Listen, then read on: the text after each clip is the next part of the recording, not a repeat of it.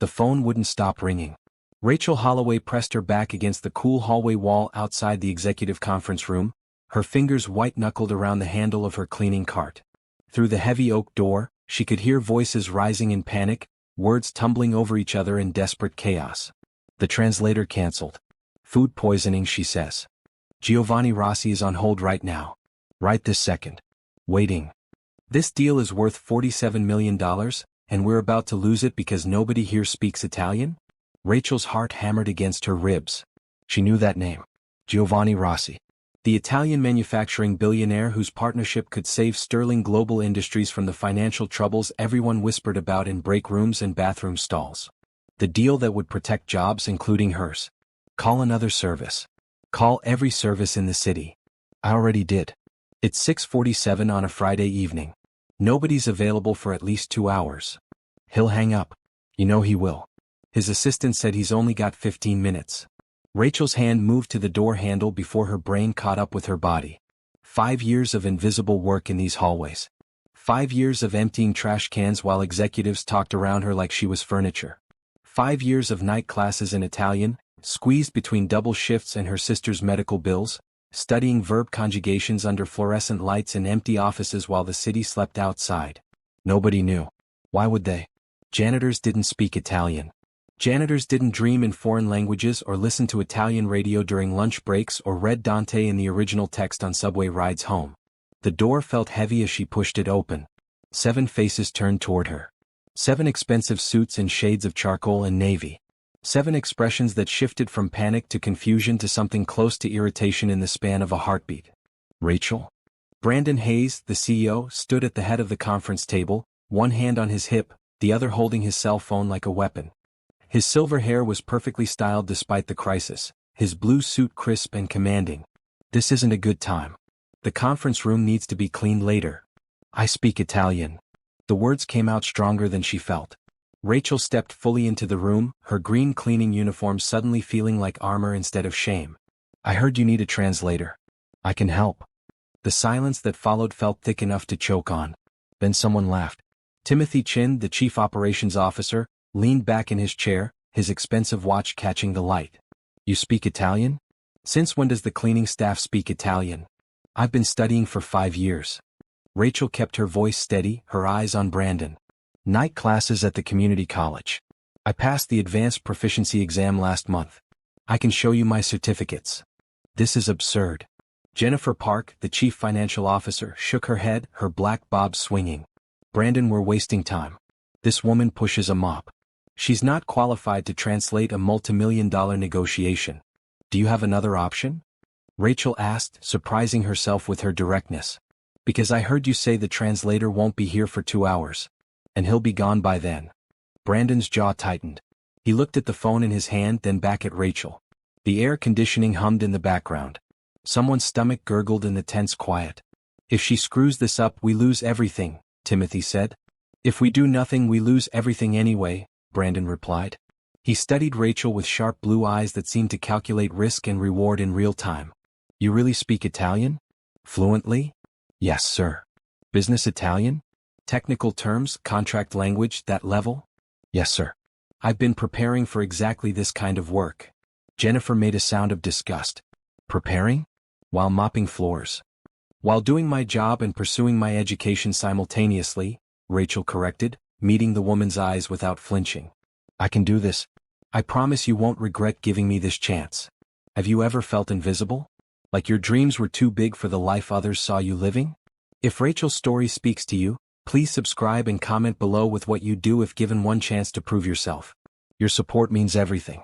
Brandon Hayes had built a billion-dollar company by trusting his instincts, even when logic argued otherwise.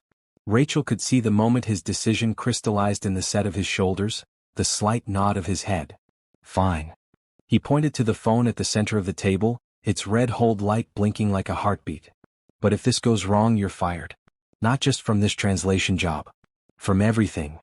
Rachel walked to the conference table on legs that felt like water. 6 faces stared at her with expressions ranging from skepticism to outright hostility. Only Brandon looked neutral, arms crossed over his chest, waiting. The phone felt cold against her palm as she picked up the receiver. She pressed the button to take the call off hold. took one breath. Then another. Buonasera, Signor Rossi.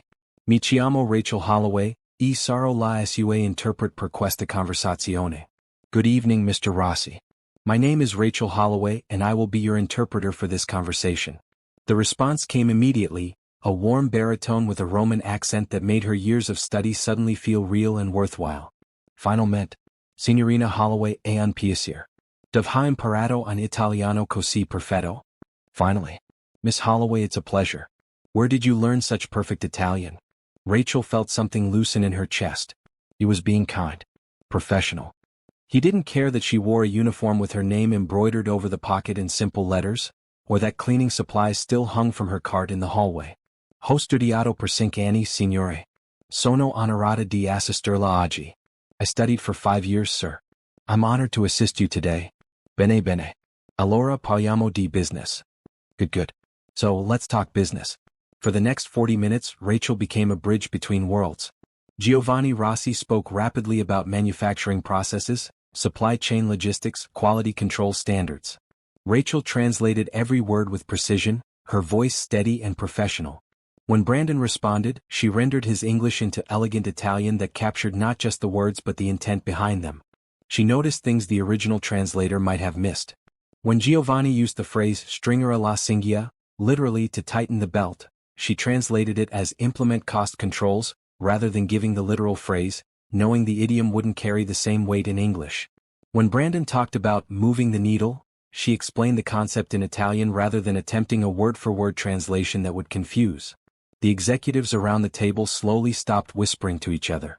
Their expressions shifted from doubt to surprise to something approaching respect. Giovanni's voice grew warmer as the conversation progressed. Signorina Holloway, lei è molto più competent della persona che avevamo prima. Ha una comprensione excellente delle sfumature culturali. Miss Holloway, you are far more competent than the person we had before. You have an excellent understanding of cultural nuances. Rachel translated his compliment for the room, careful to keep her tone humble. Brandon's eyebrows rose slightly. Tell him we appreciate his patience with our scheduling issue, Brandon said. Rachel did, adding a touch of warmth to her Italian that she knew would resonate with Giovanni's formal but friendly manner. The conversation wound toward conclusion. Terms were agreed upon. Next steps established. A follow-up call scheduled for Monday morning at 9. Signorina Holloway, Giovanni said, his voice thoughtful. Vorrei che lei fosse presente anche per la prossima chiamata. Ha reso questa conversazione molto più facile. Miss Holloway, I would like you to be present for the next call as well. You made this conversation much easier. Rachel's breath caught. She translated the request. Brandon looked at her for a long moment. The room held its collective breath. Tell Mr. Rossi we would be happy to have Miss Holloway continue as our translator for this project.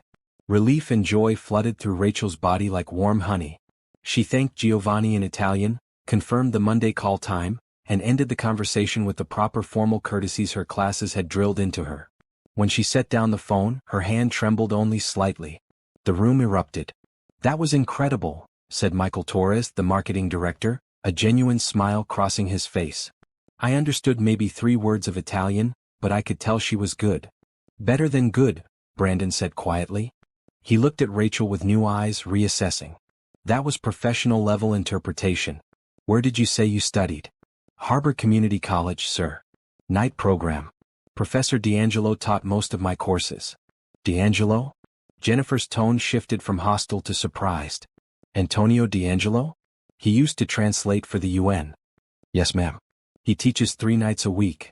Brandon walked around the conference table until he stood directly in front of Rachel. He extended his hand. I owe you an apology, Miss Holloway. And a thank you. You may have just saved this company. Rachel shook his hand, her cleaning uniform suddenly feeling less like a costume and more like a chapter that was ending. I'm just grateful you gave me the chance, sir. How much do we pay you as a janitor? $15 an hour, sir. Consider yourself temporarily reassigned, effective immediately. $40 an hour as a contract translator until this deal closes. We'll formalize the paperwork Monday morning. Rachel's eyes burned with tears she refused to let fall. Thank you, sir. I accept. Thank you so much. Don't thank me. You earned it. Brandon turned to the rest of the room. Let this be a lesson. Talent can come from anywhere. We almost missed this because we made assumptions. Timothy Chen had the grace to look embarrassed. Rachel, I apologize for laughing earlier. That was wrong. Apology accepted, Rachel said simply because kindness and grace cost nothing. Jennifer Park remained silent, but the hard edge in her expression had softened into something more complex. Respect perhaps. Or at least recognition. As the meeting dispersed, Rachel stepped back into the hallway where her cleaning cart waited. She looked at the supplies, the mop, the bottles of solution she'd been using for 5 years. They'd served her well, given her income while she built toward something more. But she wouldn't need them after today. Her phone buzzed in her pocket. A text from her younger sister Angela. How was your day? Rachel smiled, her fingers flying across the screen. Everything just changed. I'll tell you when I get home. Love you. She pushed the cart toward the supply closet one last time, her reflection catching in the polished hallway windows. Same face. Same person. But somehow different now. Visible. See. Valued. In the conference room behind her, Brandon Hayes was already on the phone with Human Resources, setting in motion the paperwork that would change Rachel's life. In Rome, Giovanni Rossi smiled as he told his assistant about the remarkable translator he'd just discovered. And in her heart, Rachel Holloway felt something she'd almost forgotten how to feel. Hope. Monday morning arrived with the kind of nervous energy that made Rachel's hands shake as she buttoned her best-dressed shirt. The blue cotton was 5 years old, purchased for her college graduation, but it was clean and pressed and the brightest thing she owned that looked remotely professional. Her apartment bathroom mirror was small and spotted with age, but it showed enough. Hair pulled back neatly. Minimal makeup. Small gold earrings her mother had given her before passing away. She looked like someone trying very hard to be taken seriously. You look perfect, Angela said from the doorway, still in her pajamas, coffee mug in hand. At 26, her younger sister had their mother's warm brown eyes and easy smile. Like a boss. I looked terrified. That too. But mostly like a boss. Angela leaned against the doorframe. This is really happening, huh? I don't know. Maybe. Rachel smoothed her shirt for the 100th time. The contract is only for this one deal. If I mess up, I'm back to cleaning floors. Or worse, unemployed. You won't mess up. You spoke to a billionaire in Italian and he loved you. He loved that I could translate. That's not the same thing. Rachel. Angela set down her coffee and crossed the small bathroom to grip her sister's shoulders. Stop. You've been preparing for this your whole life. Every late night studying. Every missed party because you had class. Every time you chose books over fun. This is what it was all for. Rachel met her sister's eyes in the mirror. I'm scared. Good. Means you care. Angela squeezed her shoulders once, then let go. Now go show them what we already know. That you're brilliant. The subway ride to Sterling Global Industries felt different on a Monday morning. Rachel rode with the office workers instead of the early cleaning crew. She clutched a folder containing her certificates, her transcripts, her letters of recommendation from Professor D'Angelo. Proof that she belonged in this new world. The building's glass doors reflected the morning sun as she approached. Security guard Thomas Williams, who'd greeted her with coffee and conversation for 5 years, did a double take. Rachel? That you? Morning, Thomas. You look. He seemed to search for words. Different. Good different. What's going on? Got promoted. Sort of. Temporarily. She signed in at the desk, her hands steadier than she expected. Translating for a big deal. Thomas's weathered face split into a huge grin. Well, look at you. Always knew you were too smart for that cleaning cart. Congratulations. Thank you. The simple kindness in his voice made her throat tight. That means a lot.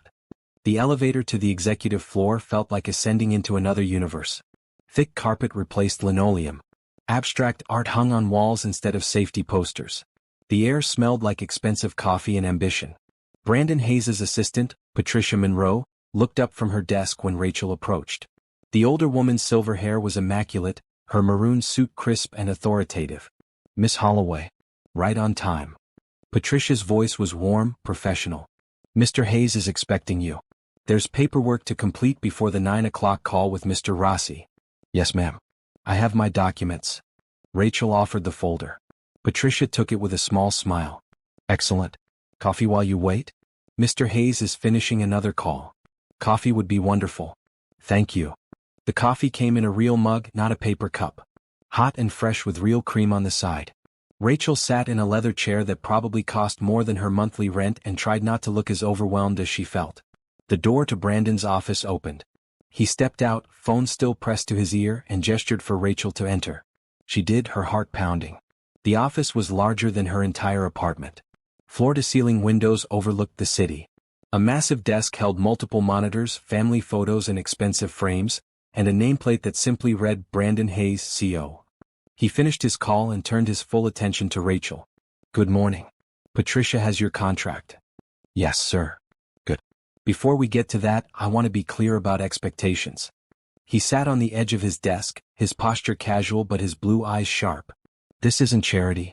The temporary contract is because we need you. If your work stays at the level you demonstrated Friday, we'll discuss a permanent position. If it doesn't, the contract ends when this deal closes." "Understood." "Yes, sir." "That's more than fair. Giovanni specifically asked for you. Said you were the best interpreter he's worked with in 20 years of international business." Brandon's expression softened slightly. That's high praise from a man who's famously difficult to impress.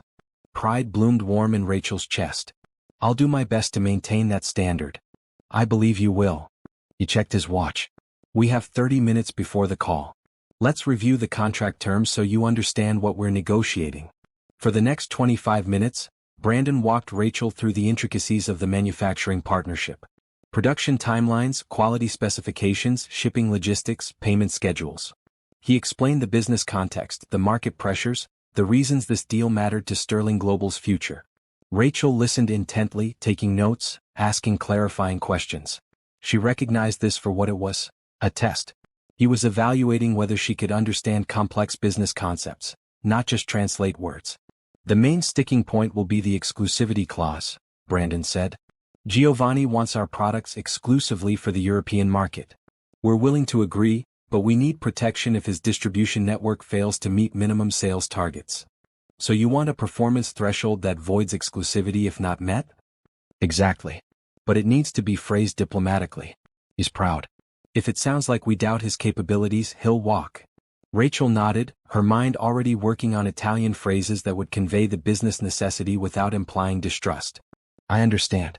I can frame it as a mutual protection clause rather than a one-sided demand." Brandon smiled.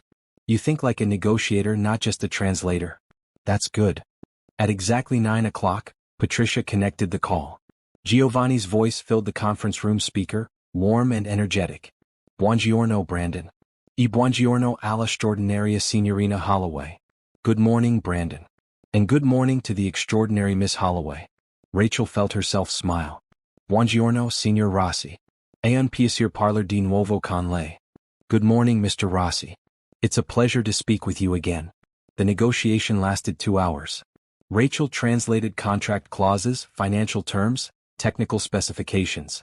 When Giovanni became animated about production quality standards, she matched his passion in English. When Brandon needed to push back on timeline expectations, she softened the language in Italian without changing the substance. The critical moment came when discussing exclusivity. Brandon laid out the terms carefully. "We need a minimum sales threshold of €15 million annually to maintain European exclusivity. If the distribution network falls below that for 2 consecutive years, the exclusivity clause becomes negotiable." Rachel took a breath, then switched to Italian. "Signor Rossi, Illinois Signor Hayes propone una clausola di protezione reciproca per la distribuzione esclusiva. È una misura prudente che protegga entrambe le nostre aziende e garantisce l'investimento reciproco sia valorizzato al massimo." Mr. Rossi, Mr. Hayes proposes a mutual protection clause for exclusive distribution. "It's a prudent measure that protects both our companies and ensures our mutual investment is valued to the fullest." She continued, "Con una soglia di 15 milioni di euro annui, entrambi sappiamo che la partnership funziona bene.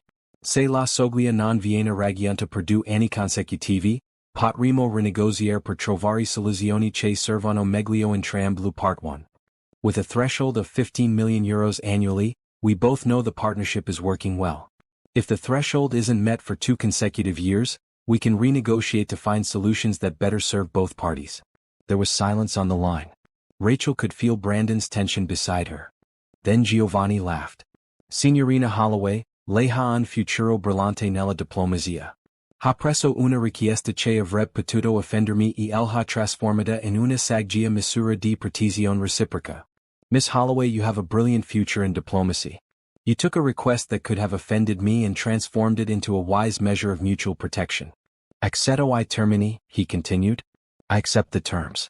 15 milioni di euro all'anno e ragionevo. Se non riesco a vendere quella quantità dei vostri eccellenti prodotti, merito di perdere l'esclusività. 15 million euros annually is reasonable. If I cannot sell that quantity of your excellent products, I deserve to lose the exclusivity. Relief flooded the room. Brandon's shoulders relaxed visibly. The rest of the negotiation proceeded smoothly.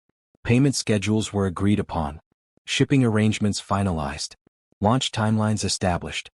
When the call ended, Brandon sat back in his chair and exhaled slowly. That was masterful. The way you framed the exclusivity clause saved the entire negotiation. Thank you, sir. I just tried to honor both perspectives. You did more than that. You understood what each side needed and found language that satisfied both. He stood, walked to his desk and pulled out a business card. This is my direct line. You'll need it for the next few weeks as we finalize everything. Rachel took the card with fingers that trembled slightly. I appreciate your trust. You've earned it. Brandon paused, then continued. Patricia will have your first paycheck ready Friday. In the meantime, I'm assigning you an office. Nothing fancy, but you'll need a workspace. An office. Her own office. Rachel had to physically stop herself from crying. Thank you, sir. I won't let you down. I know you won't. Now go get settled. We have another call with Giovanni Wednesday at 2. Patricia will send you the agenda. Rachel left Brandon's office walking on air. Patricia met her with a smile and a key card. 3rd floor, office 347. It's small, but it has a window. Desk, computer, phone. You'll share an assistant with 3 other junior staff members. It's perfect. Thank you so much. The office was indeed small, barely large enough for a desk, 2 chairs and a bookshelf. But the window overlooked the city, letting in natural light. The desk was clean and solid. The computer new. Rachel sat in the office chair and spun slowly, taking it all in. 1 week ago, she'd been emptying trash cans in this building. Today she had an office. Business cards on order with her name and new title. Contract translator. Her phone buzzed. Angela, how did it go? Rachel typed back. I have an office. With a window. He said I was masterful. The response was immediate. I'm crying. Mom would be so proud. Rachel looked out her window at the city spread below, thinking about her mother who'd worked 3 jobs to put 2 daughters through school. Who'd died too young before seeing either of them truly launch into careers. Who'd always believed education was the key to better lives. I hope so, Rachel whispered to the empty office. I really hope so. The rest of the day passed in a blur of orientation, paperwork, and IT setup. Rachel met other junior staff members who worked on her floor. Some were warm and welcoming. Others were clearly skeptical of the janitor who'd somehow landed an executive floor office. She didn't care. She had work to do. By Wednesday, Rachel had prepared thoroughly for the follow-up call with Giovanni. She'd researched Italian manufacturing regulations, studied the technical specifications of Sterling Global's products, and practiced potential negotiation scenarios until the phrases felt natural in both languages. The call went even better than Monday's. Giovanni brought his head of European operations onto the line, a woman named Francesca Lombardi who spoke rapid Milanese-accented Italian that would have confused a less prepared translator. Rachel kept pace effortlessly, earning a compliment from Francesca that made her glow with pride. Your translator is better than ours, Francesca said in Italian. Where did you find her? Brandon smiled when Rachel translated. Sometimes the best people are right under your nose. You just have to actually look at them. After the call, Brandon asked Rachel to stay. Giovanni wants to meet in person to sign the final contracts. He's invited our team to Milan in 3 weeks. Rachel's heart skipped. Milan. He specifically requested you be part of the delegation. Said your presence would make the negotiations smoother. Brandon watched her carefully. You have a passport? Yes, sir. I got one 2 years ago. Just in case an opportunity came up. Good planning. Patricia will handle your travel arrangements. Business class flight, hotel accommodation, meals, everything. You'll be there for 4 days. Rachel's mind spun. Italy. She was going to Italy. The country she'd studied, dreamed about, poured 5 years of her life into understanding. I don't know what to say. Thank you seems inadequate. Thank you is perfect. And Rachel? Brandon's expression grew serious. This is your chance to show you belong at this level permanently. Giovanni likes you. If you impress him in person, if this deal closes successfully, I'll create a permanent international relations position for you. Real salary, benefits, career path. But you have to prove you can handle it. I will. I promise. I believe you. He smiled. Now go tell your sister you're going to Italy. I imagine she'll want to celebrate. Rachel practically floated back to her office. She called Angela immediately. Italy. I'm going to Italy. Her sister's scream of joy was so loud Rachel had to hold the phone away from her ear. That evening, Rachel walked home instead of taking the subway. The spring air felt different. Warmer. Filled with possibility. She passed the community college where she'd spent so many nights, and sent a silent thank you to Professor D'Angelo. At home, she and Angela celebrated with cheap wine and expensive dreams. This is just the beginning, Angela said, raising her glass. Next stop, the world. Rachel clinked her glass against her sister's, believing it might actually be true. Kindness had opened the door. Hope had walked her through it. And love, for learning, for languages, for the possibilities that education created, was leading her forward into a future brighter than anything she'd dared to imagine. The first real paycheck arrived in Rachel's bank account on a Friday morning, and she stared at her phone screen for a full minute, certain there'd been an error. $40 an hour. 40 hours. Nearly $1,600 for 1 week's work. Before taxes, yes, but still. She'd been making that every 2 weeks as a janitor. Angela, she called out, her voice shaking. Angela, come here. Her sister appeared from the kitchen, spatula in hand. What's wrong? Nothing's wrong. Everything's right. Look. Rachel held out her phone. Angela's eyes went wide. She grabbed Rachel and spun her around the living room of their small apartment, both of them laughing like children. We're going shopping, Angela declared. Real shopping. You need professional clothes for Italy, and we're not getting them from the thrift store this time. Rachel started to protest, but Angela cut her off. No arguments. You're representing a major corporation in a foreign country. You need to look the part. They went to the mall that afternoon, a place Rachel usually avoided because everything cost too much and wanting things she couldn't afford felt like torture. But today, with her bank balance healthier than it had been in years, she walked through those glass doors with her head high. The first store intimidated her. Everything was sleek and expensive looking. The saleswoman approached with the kind of smile that didn't quite reach her eyes, clearly sizing up whether Rachel belonged there. Can I help you find something? The tone suggested she hoped the answer was no. Yes. Rachel straightened her spine. I need professional clothes for an international business trip. Suits, blouses, appropriate shoes. The woman's expression shifted slightly. What's your budget? Before Rachel could answer with something modest, Angela jumped in. Whatever it takes to look professional. She's traveling to Italy for work. Money talked. The saleswoman's smile became genuine. Italy? How wonderful. Let me show you some excellent options. An hour later, Rachel owned her first real business suit. Deep green, perfectly tailored, with a cream blouse that made her skin glow. She added a second suit in royal blue and a third in deep red. Professional but colorful. Confident but not boring. Shoes came next.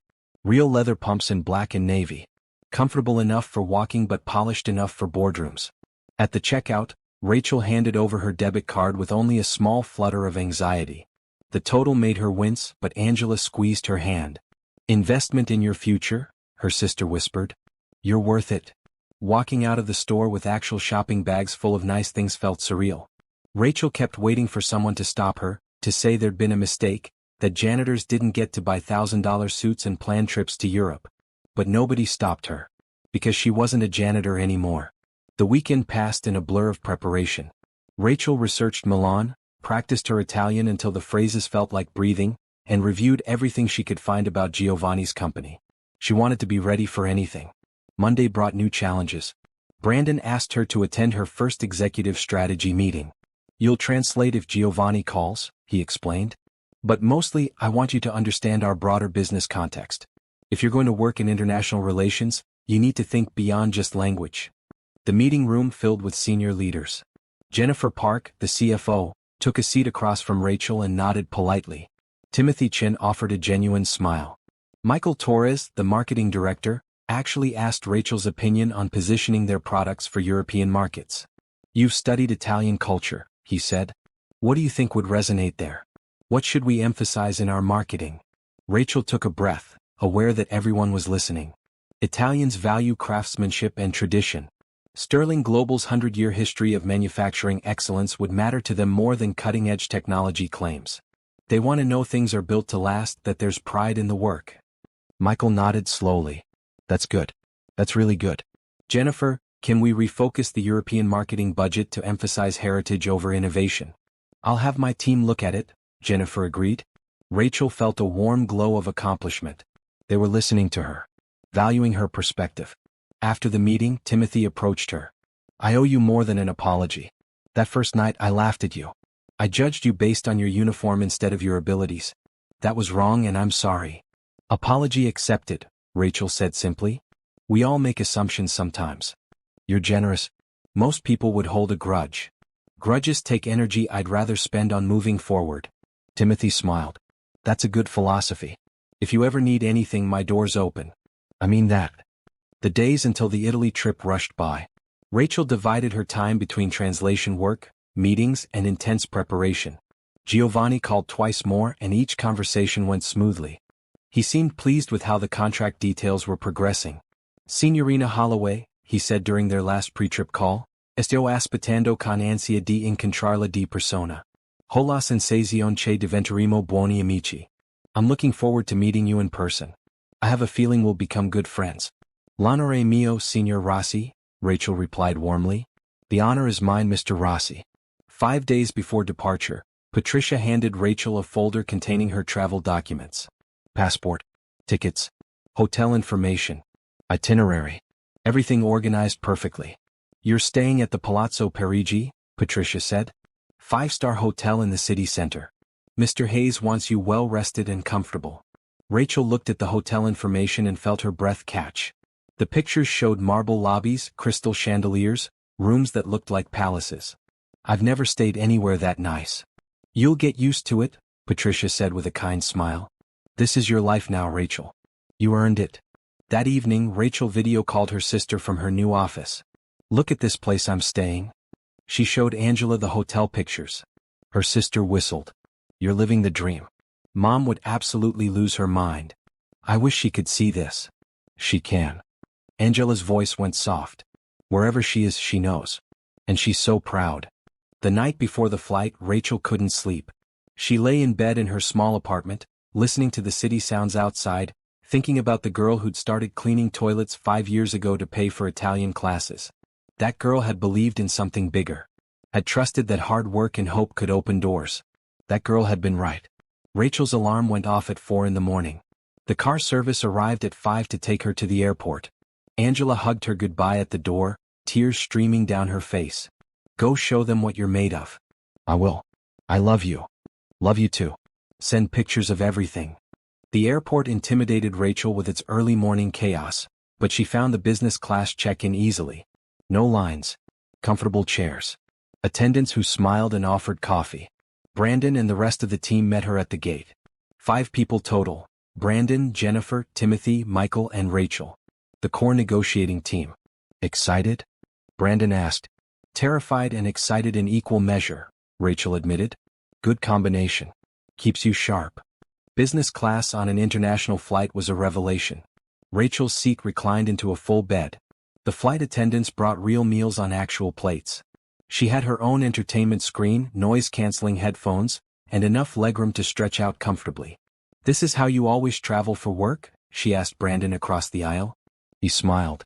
International trips, yes. We're not monsters. Comfort makes people more productive. Rachel worked for the first few hours, reviewing documents and practicing phrases. But eventually exhaustion won.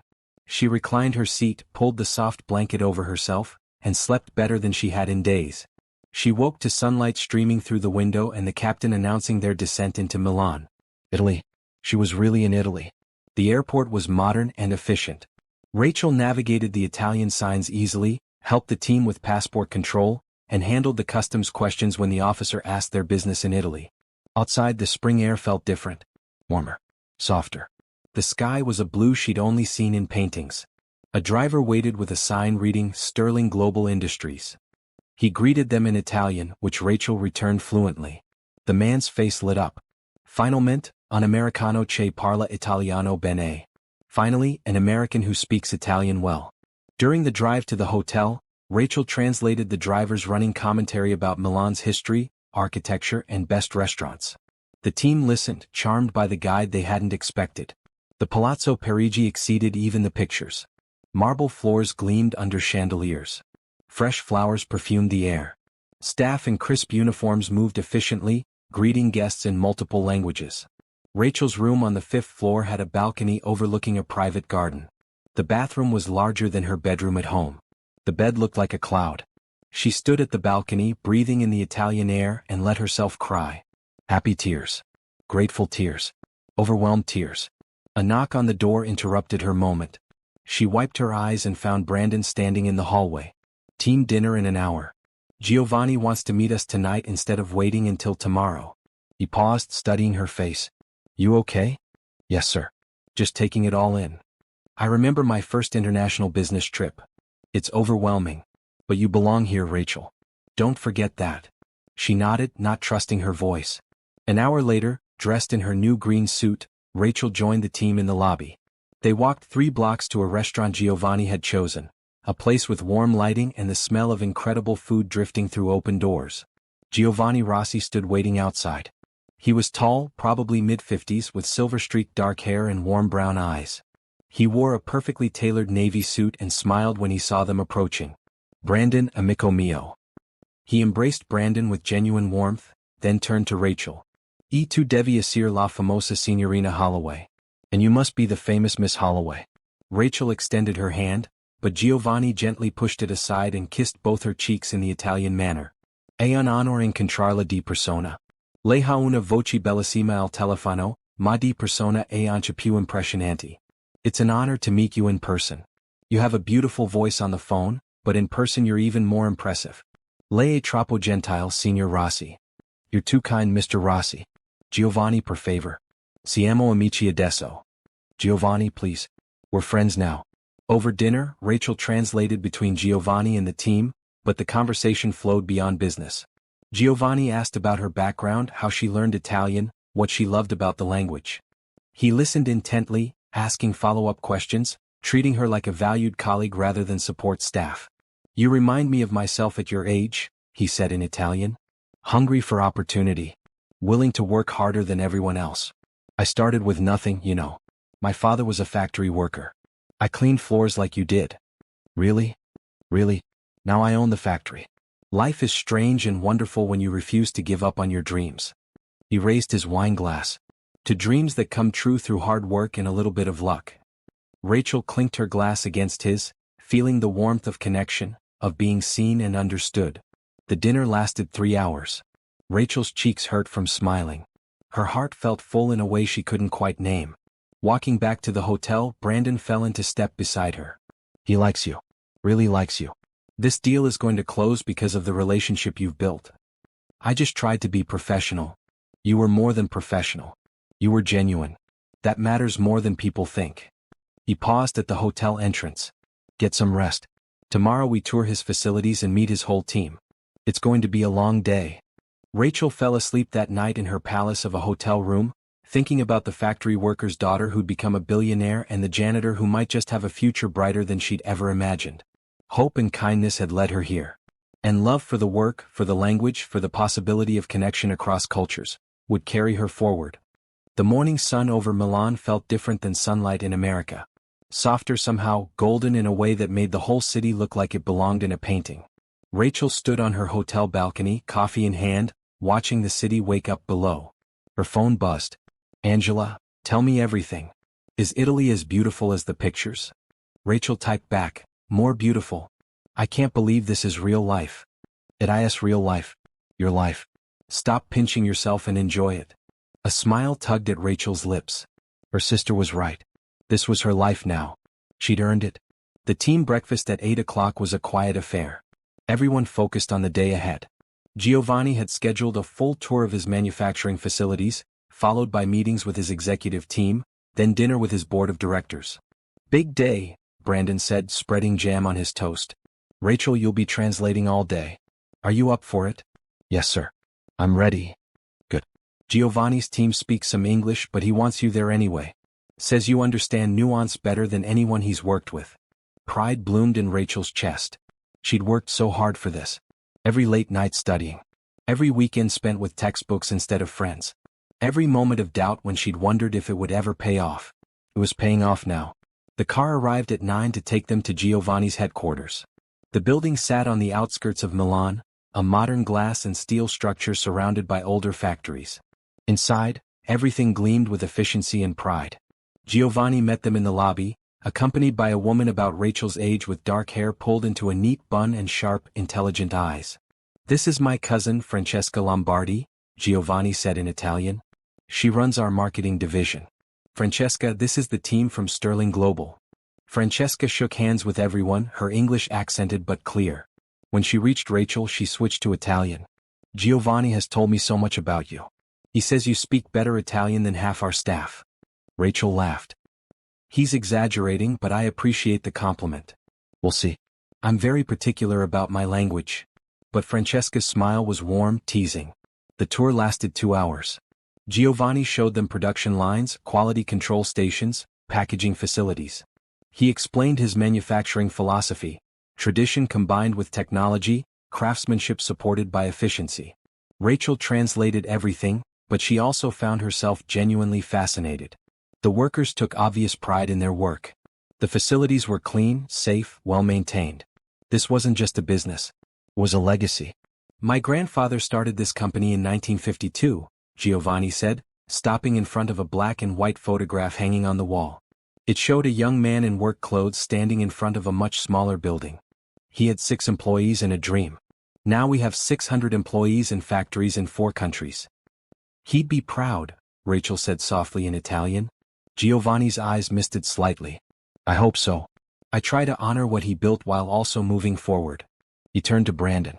"That's why your partnership matters. Your company has the same values: quality, integrity, respect for workers and craft." Brandon, receiving Rachel's translation, nodded seriously.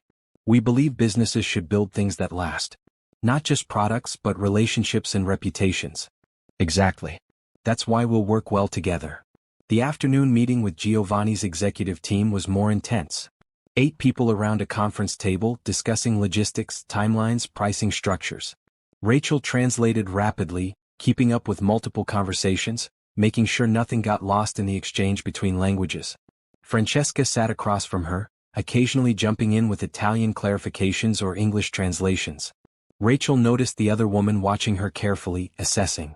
During a break, Francesca approached with 2 espresso cups. "You're very good." Giovanni wasn't exaggerating. "Thank you. You're pretty impressive yourself. Your English is excellent." "I studied at Oxford for 2 years. Languages come easily to me." Francesca took a sip of her espresso. "But you have something beyond language skills. You understand people. When Giovanni speaks with passion, you translate with passion. When Brandon is careful, you are careful. That's rare." Rachel felt herself flush with pleasure.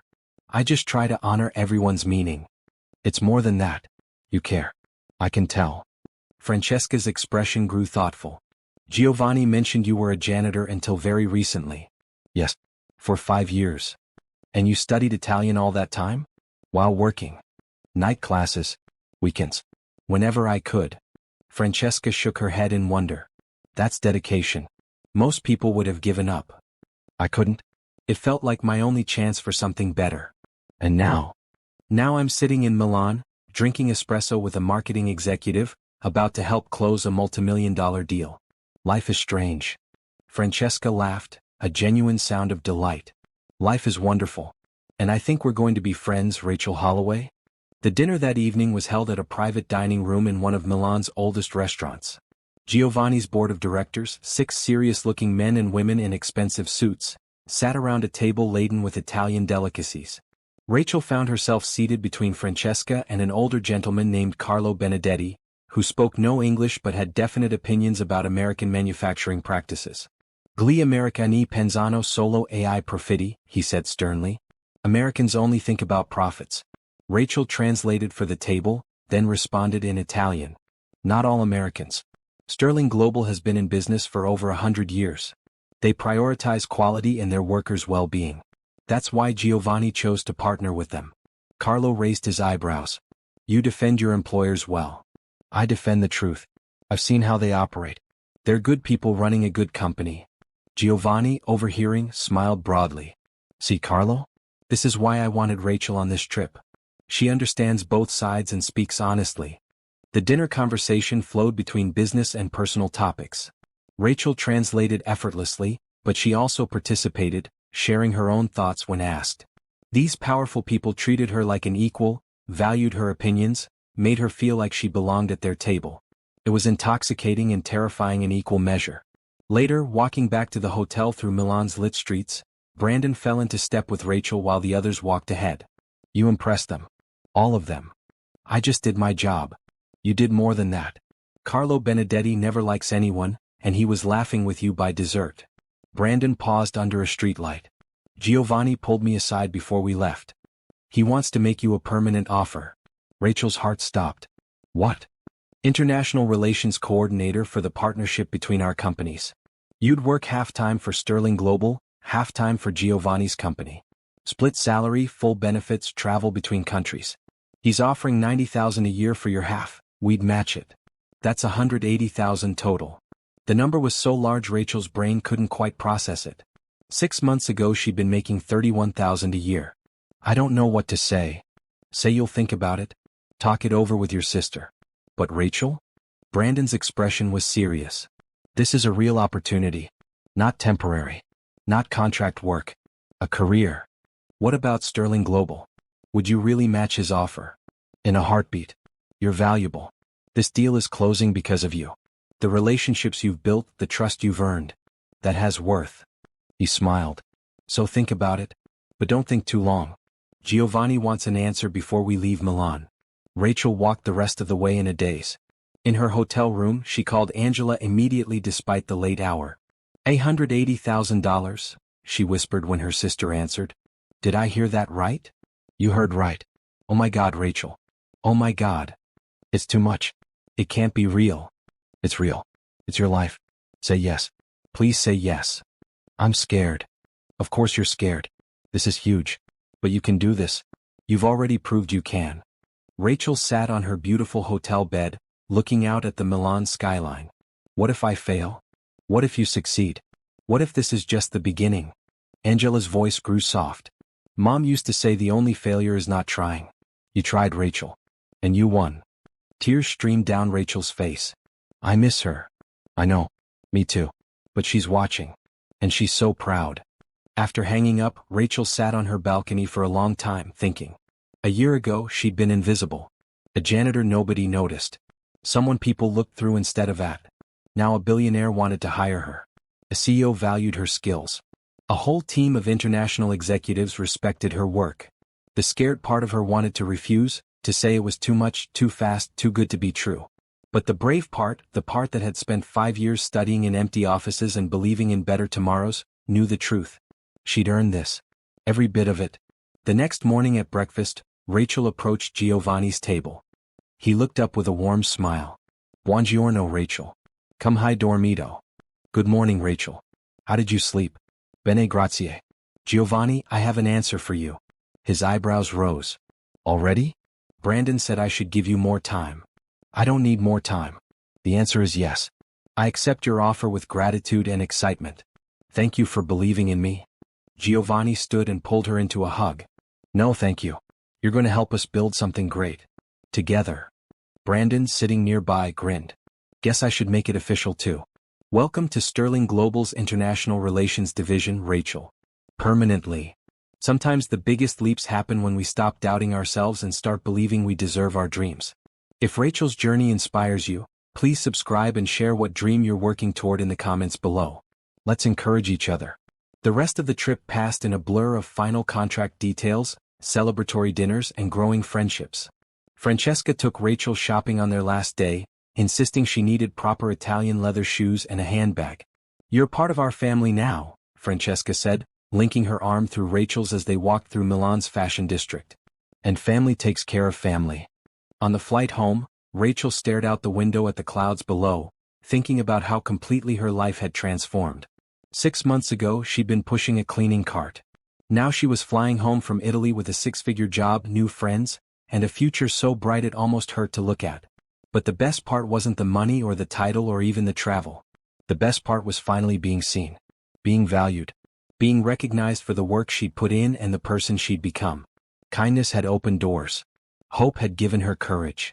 And love, for learning, for growth, for the belief that hard work mattered, had led her to this moment. She was just getting started. Rachel's second trip to Milan felt different from the first. 3 weeks had passed since accepting the dual position, and she'd spent every day preparing. Learning Giovanni's company structure. Studying European distribution networks. Practicing industry-specific Italian vocabulary until the terms felt natural in both languages. This time she traveled alone. Brandon and the team would arrive 2 days later for the contract signing ceremony, but Giovanni had requested Rachel come early to meet the people she'd be working with directly. The flight attendant smiled as Rachel boarded. "Welcome back, Miss Holloway." Rachel blinked in surprise. "You remember me?" "Of course. You were so excited on your first trip. How did it go?" "Better than I could have imagined. I got a promotion." "Congratulations. That's wonderful." Such a small kindness, but it set the tone for everything that followed. Rachel settled into her business class seat, pulled out her laptop and reviewed her notes one more time. She wanted to make the best possible impression. Milan's airport felt familiar now. She navigated customs easily, collected her luggage and found the driver holding a sign with her name. Not Sterling Global, this time. Just Rachel Holloway. She was expected. Anticipated. No. The driver greeted her warmly in Italian.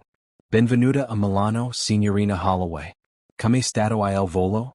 "Welcome to Milan, Miss Holloway. How was your flight?" "Tranquillo grazie.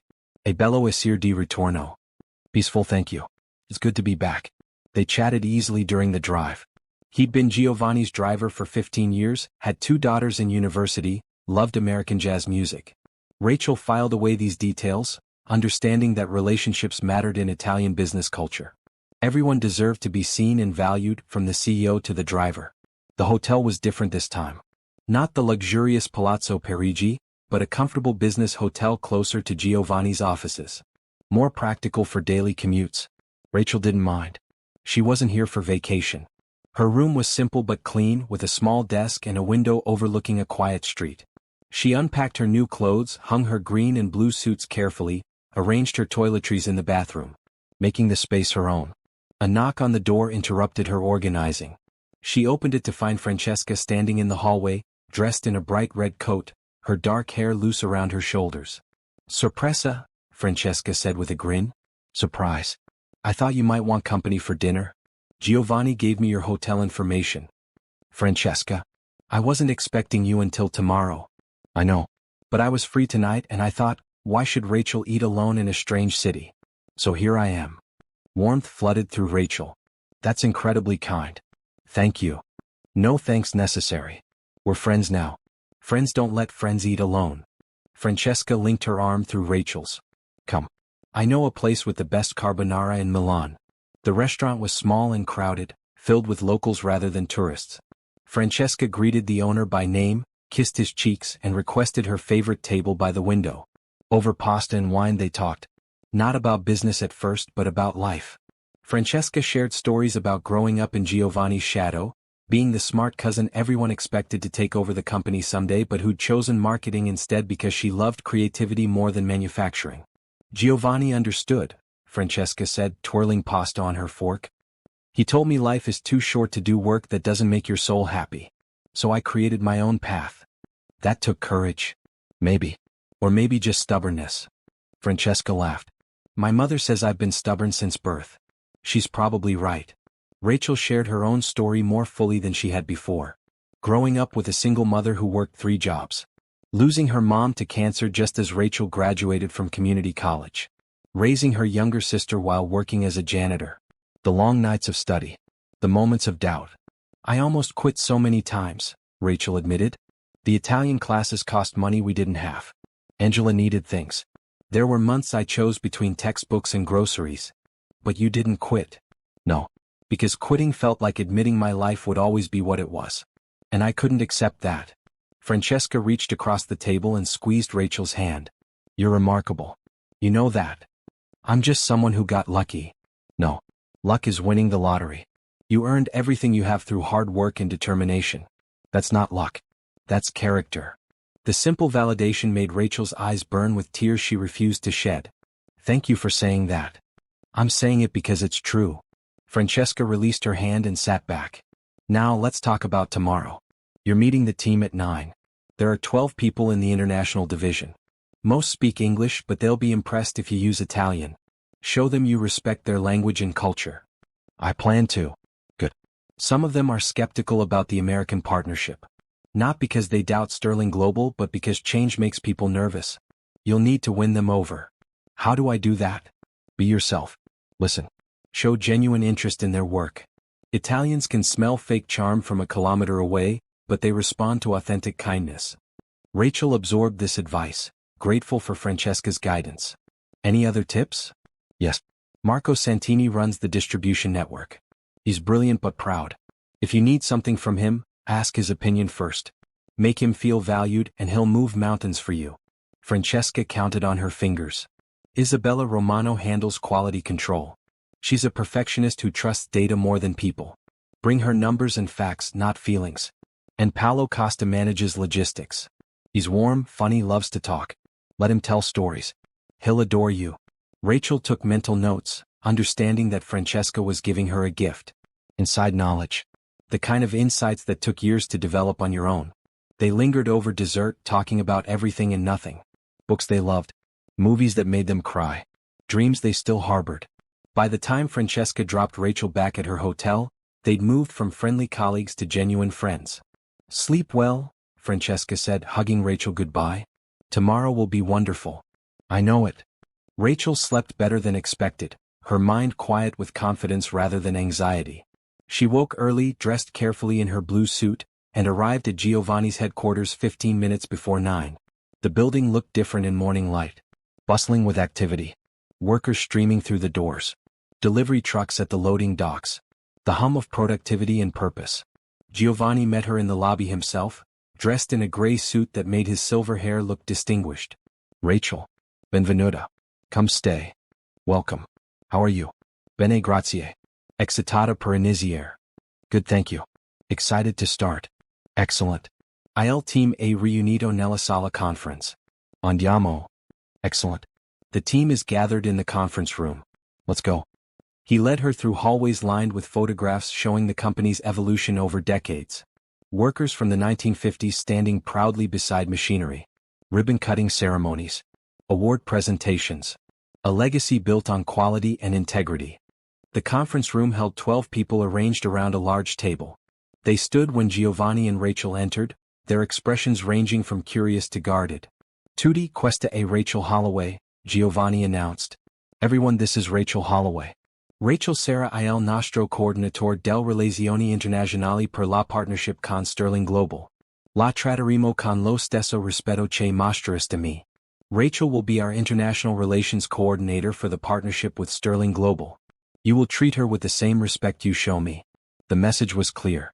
Rachel had Giovanni's full support. She stepped forward, meeting each person's eyes as she spoke in Italian. È un onore lavorare con tutti voi. So che questa partnership rappresenta un cambiamento, il cambiamento può essere difficile. Ma credo che insieme costruiremo qualcosa di straordinario. Spero che possiate vedermi come una risorsa e un'alliata, non come una straniera. Sono qui per imparare da voi tanto quanto per contribuire. It's an honor to work with all of you. I know this partnership represents change and change can be difficult. But I believe together we'll build something extraordinary. I hope you can see me as a resource and an ally, not an outsider. I'm here to learn from you as much as to contribute. A woman in her 50s with sharp eyes and perfectly styled silver hair nodded approvingly. Isabella Romano, Rachel guessed. The quality control perfectionist Francesca had mentioned. A younger man with an easy smile raised his hand. Il tuo italiano è impressionante. Dove hai studiato? Your Italian is impressive. Where did you study? Community College negli Stati Uniti. Corsi serali per 5 anni mentre lavoravo a tempo pieno. Community College in the United States. Evening classes for 5 years while working full-time. Respect flickered across several faces. They understood hard work. Dedication. The meeting lasted 3 hours. Each person presented their role in the company, their concerns about the partnership, their hopes for what it could achieve. Rachel listened intently, took notes, asked thoughtful questions. Marco Santini, the distribution manager Francesca had warned about, was indeed proud and particular. Rachel made sure to defer to his expertise frequently. Marco, based on your experience, what timeline makes sense for rolling out Sterling Global's products across European markets? She asked. He straightened slightly, pleased to be consulted. I would suggest a phased approach. Start with Italy and Germany where we have strongest relationships. Expand to France and Spain in quarter 2. Then smaller markets in year 2. That sounds strategic and well-reasoned. Would you be willing to develop a detailed timeline I could share with Sterling Global? Of course. I'll have it ready by Friday. Perfetto. Grazie mille. Isabella Romano presented quality control protocols with the precision of a surgeon. Rachel listened carefully, then asked, what metrics would you recommend we track to ensure Sterling Global's products meet your standards? Isabella's stern expression softened slightly. I can prepare a full metrics dashboard. Product defect rates, customer satisfaction scores, return percentages, safety compliance data. That would be incredibly valuable. I want to ensure we're measuring what matters most. Good. Many Americans focus on speed over quality. You seem to understand quality comes first. Always. A reputation takes years to build and minutes to destroy. Isabella actually smiled. Is adamant. Exactly. Paolo Costa, the logistics manager, was exactly as Francesca described. Warm, talkative, enthusiastic. He launched into a 20-minute explanation of shipping routes that could have been condensed to 5 minutes, but Rachel let him talk, asking follow-up questions, showing genuine interest. You really understand logistics, he said finally, looking pleased. I'm learning from an expert, Rachel replied. I hope you'll be patient with my questions as we move forward. Pazienza? For someone who listens this well? You can ask me anything anytime. By the time the meeting ended, Rachel had made genuine connections with each team member. Not everyone was completely won over yet, but the ice had broken. Foundations were laid. Giovanni walked her out, his arm around her shoulders in a fatherly gesture. You were perfect. Respectful but confident. Humble but capable. They like you. I hope so. I genuinely like them. That comes through. That's why it works. He paused outside his office. Rachel, I want to tell you something. When I started this company, people doubted me. I was young. Inexperienced. Just my grandfather's heir, they said. Not a real businessman. That must have been hard. It was. But it taught me that respect is earned through action, not titles. You've earned my respect. Now you're earning theirs.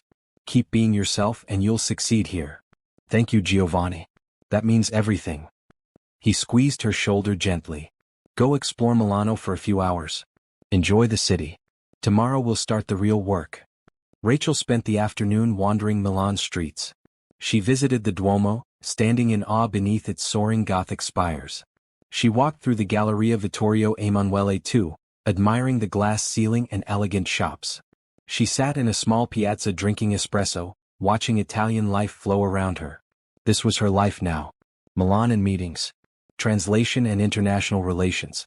Professional clothes and business class flights. She pulled out her phone and texted Angela, I think I'm really doing this. I think this is really my life. The response came quickly, it is your life. Stop being surprised and start enjoying it. Love you.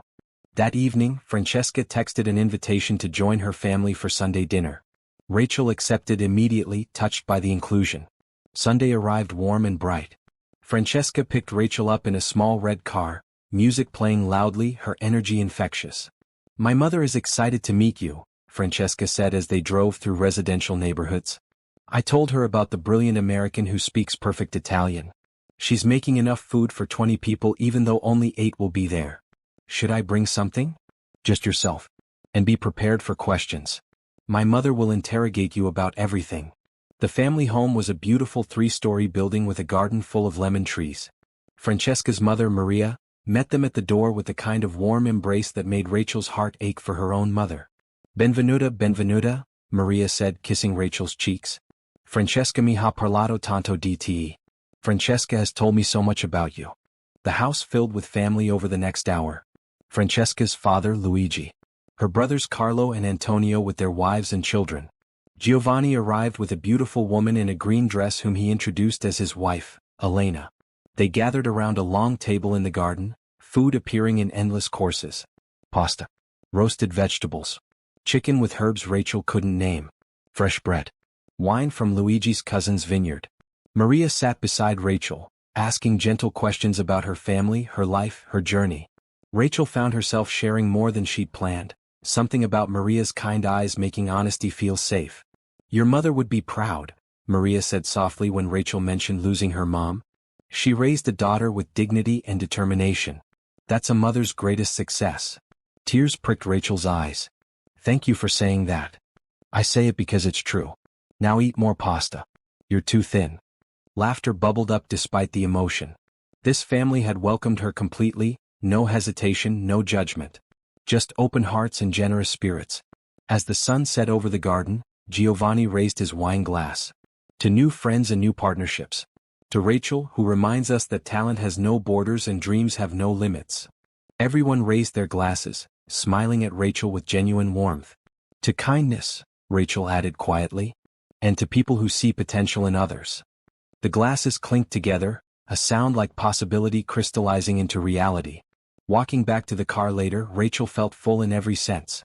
Full of food. Full of wine. Full of connection and belonging. Thank you for sharing your family with me, she told Francesca. They're your family now too. That's how we do things. Once you're in, you're in. Rachel looked back at the house, lights glowing warmly in the darkness, and felt something settle in her chest. Hope had brought her here. Kindness had opened these doors. And love, the kind that showed up in shared meals and warm embraces and people who saw you for who you really were, would carry her forward. She was exactly where she was supposed to be. The contract signing ceremony was scheduled for Thursday afternoon, but the real work happened in the 3 days leading up to it. Rachel spent Monday through Wednesday in back-to-back meetings translating negotiations, clarifying terms, smoothing over misunderstandings before they became problems. Brandon and the Sterling Global team arrived Tuesday evening. Rachel met them at the airport, feeling strange to be the one greeting them on foreign soil instead of following nervously behind. Look at you, Timothy Chin said with a genuine smile. You look like you live here now. I feel more comfortable than I expected, Rachel admitted. It shows. You're carrying yourself differently. More confident. The observation pleased her more than she'd expected. Confidence hadn't come easily. She'd had to build it piece by piece, success by success, kind word by kind word. Wednesday morning brought the final contract review. Both teams sat around Giovanni's largest conference room, lawyers on both sides examining every clause, every term, every potential area of dispute. Rachel translated for hours, her voice growing hoarse but her focus never wavering. When the American legal team questioned a liability clause, she explained the Italian legal context that made their concern unnecessary. When the Italian team balked at a payment timeline, she helped Brandon explain the accounting requirements that made it necessary. You're doing more than translating, Jennifer Park observed during a break. You're actually negotiating. I'm just helping both sides understand each other. That's what negotiation is. Finding common ground. You're good at it. The American CFO's praise meant more than Rachel wanted to admit. Jennifer had been one of her harshest skeptics initially. At 2 p.m, Marco Santini raised a concern about distribution territory boundaries. The language in the contract didn't match what he'd understood from earlier conversations. This says we have exclusive rights to Western Europe only, he said in Italian, frowning at the document. But I thought we agreed on all of Europe except UK and Ireland. Rachel translated the concern. Brandon shook his head. We can't give up Eastern Europe. We have existing relationships there we need to maintain. The room tensed. This was the kind of misunderstanding that could derail everything. Rachel looked between both sides, thinking quickly. May I make a suggestion? Both Brandon and Giovanni nodded. What if we define it more specifically? Western Europe exclusively for Giovanni's company. Eastern Europe remains open for both parties to pursue independently, but with a right of first refusal for Giovanni's company if Sterling Global receives any Eastern European orders. That way Brandon maintains existing relationships but Giovanni has opportunity to expand if he wants. Both men were quiet, considering. The right of first refusal would need time limits, Brandon said slowly. If an Eastern European company wants our products, Giovanni would have 72 hours to match or beat any competing distributor offer. Rachel translated. Giovanni nodded. That's fair. And Sterling Global agrees not to actively market in Western Europe since that's our exclusive territory. Agreed. Rachel drafted the new language on the spot, first in English, then translating to Italian. Both legal teams reviewed it. Both approved it. Crisis averted. Giovanni caught Rachel's eye across the table and mouthed, "Grazie. Thank you." The meeting ended at 6 in the evening. 10 hours of intense negotiation. Rachel's head pounded. Her throat was raw. But the contract was finalized. "Dinner to celebrate," Giovanni announced.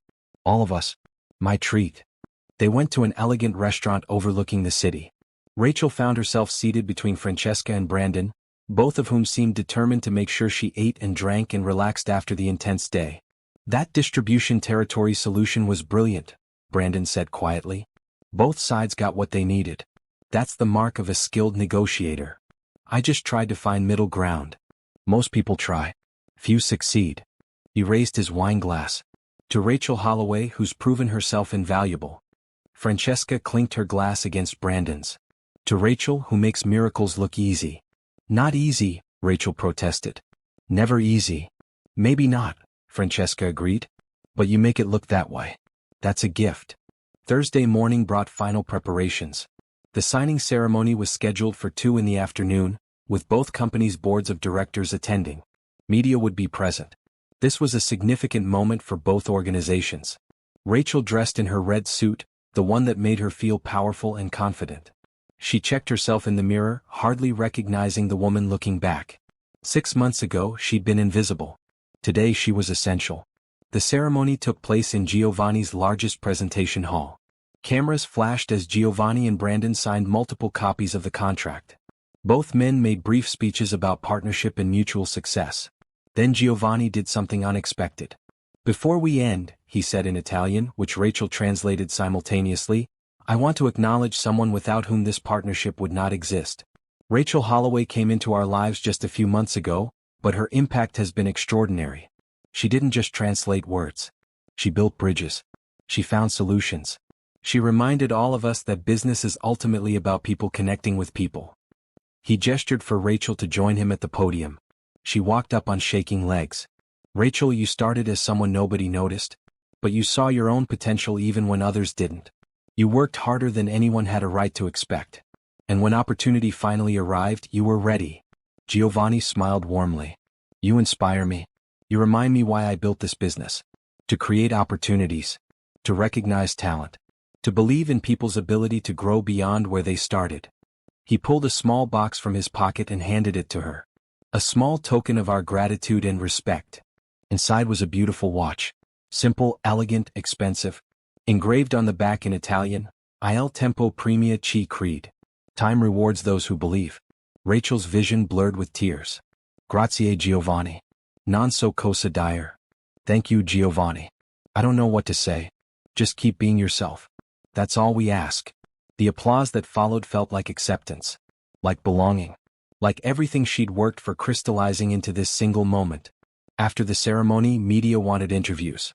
Rachel found herself answering questions about her journey, her role, her perspective on international business.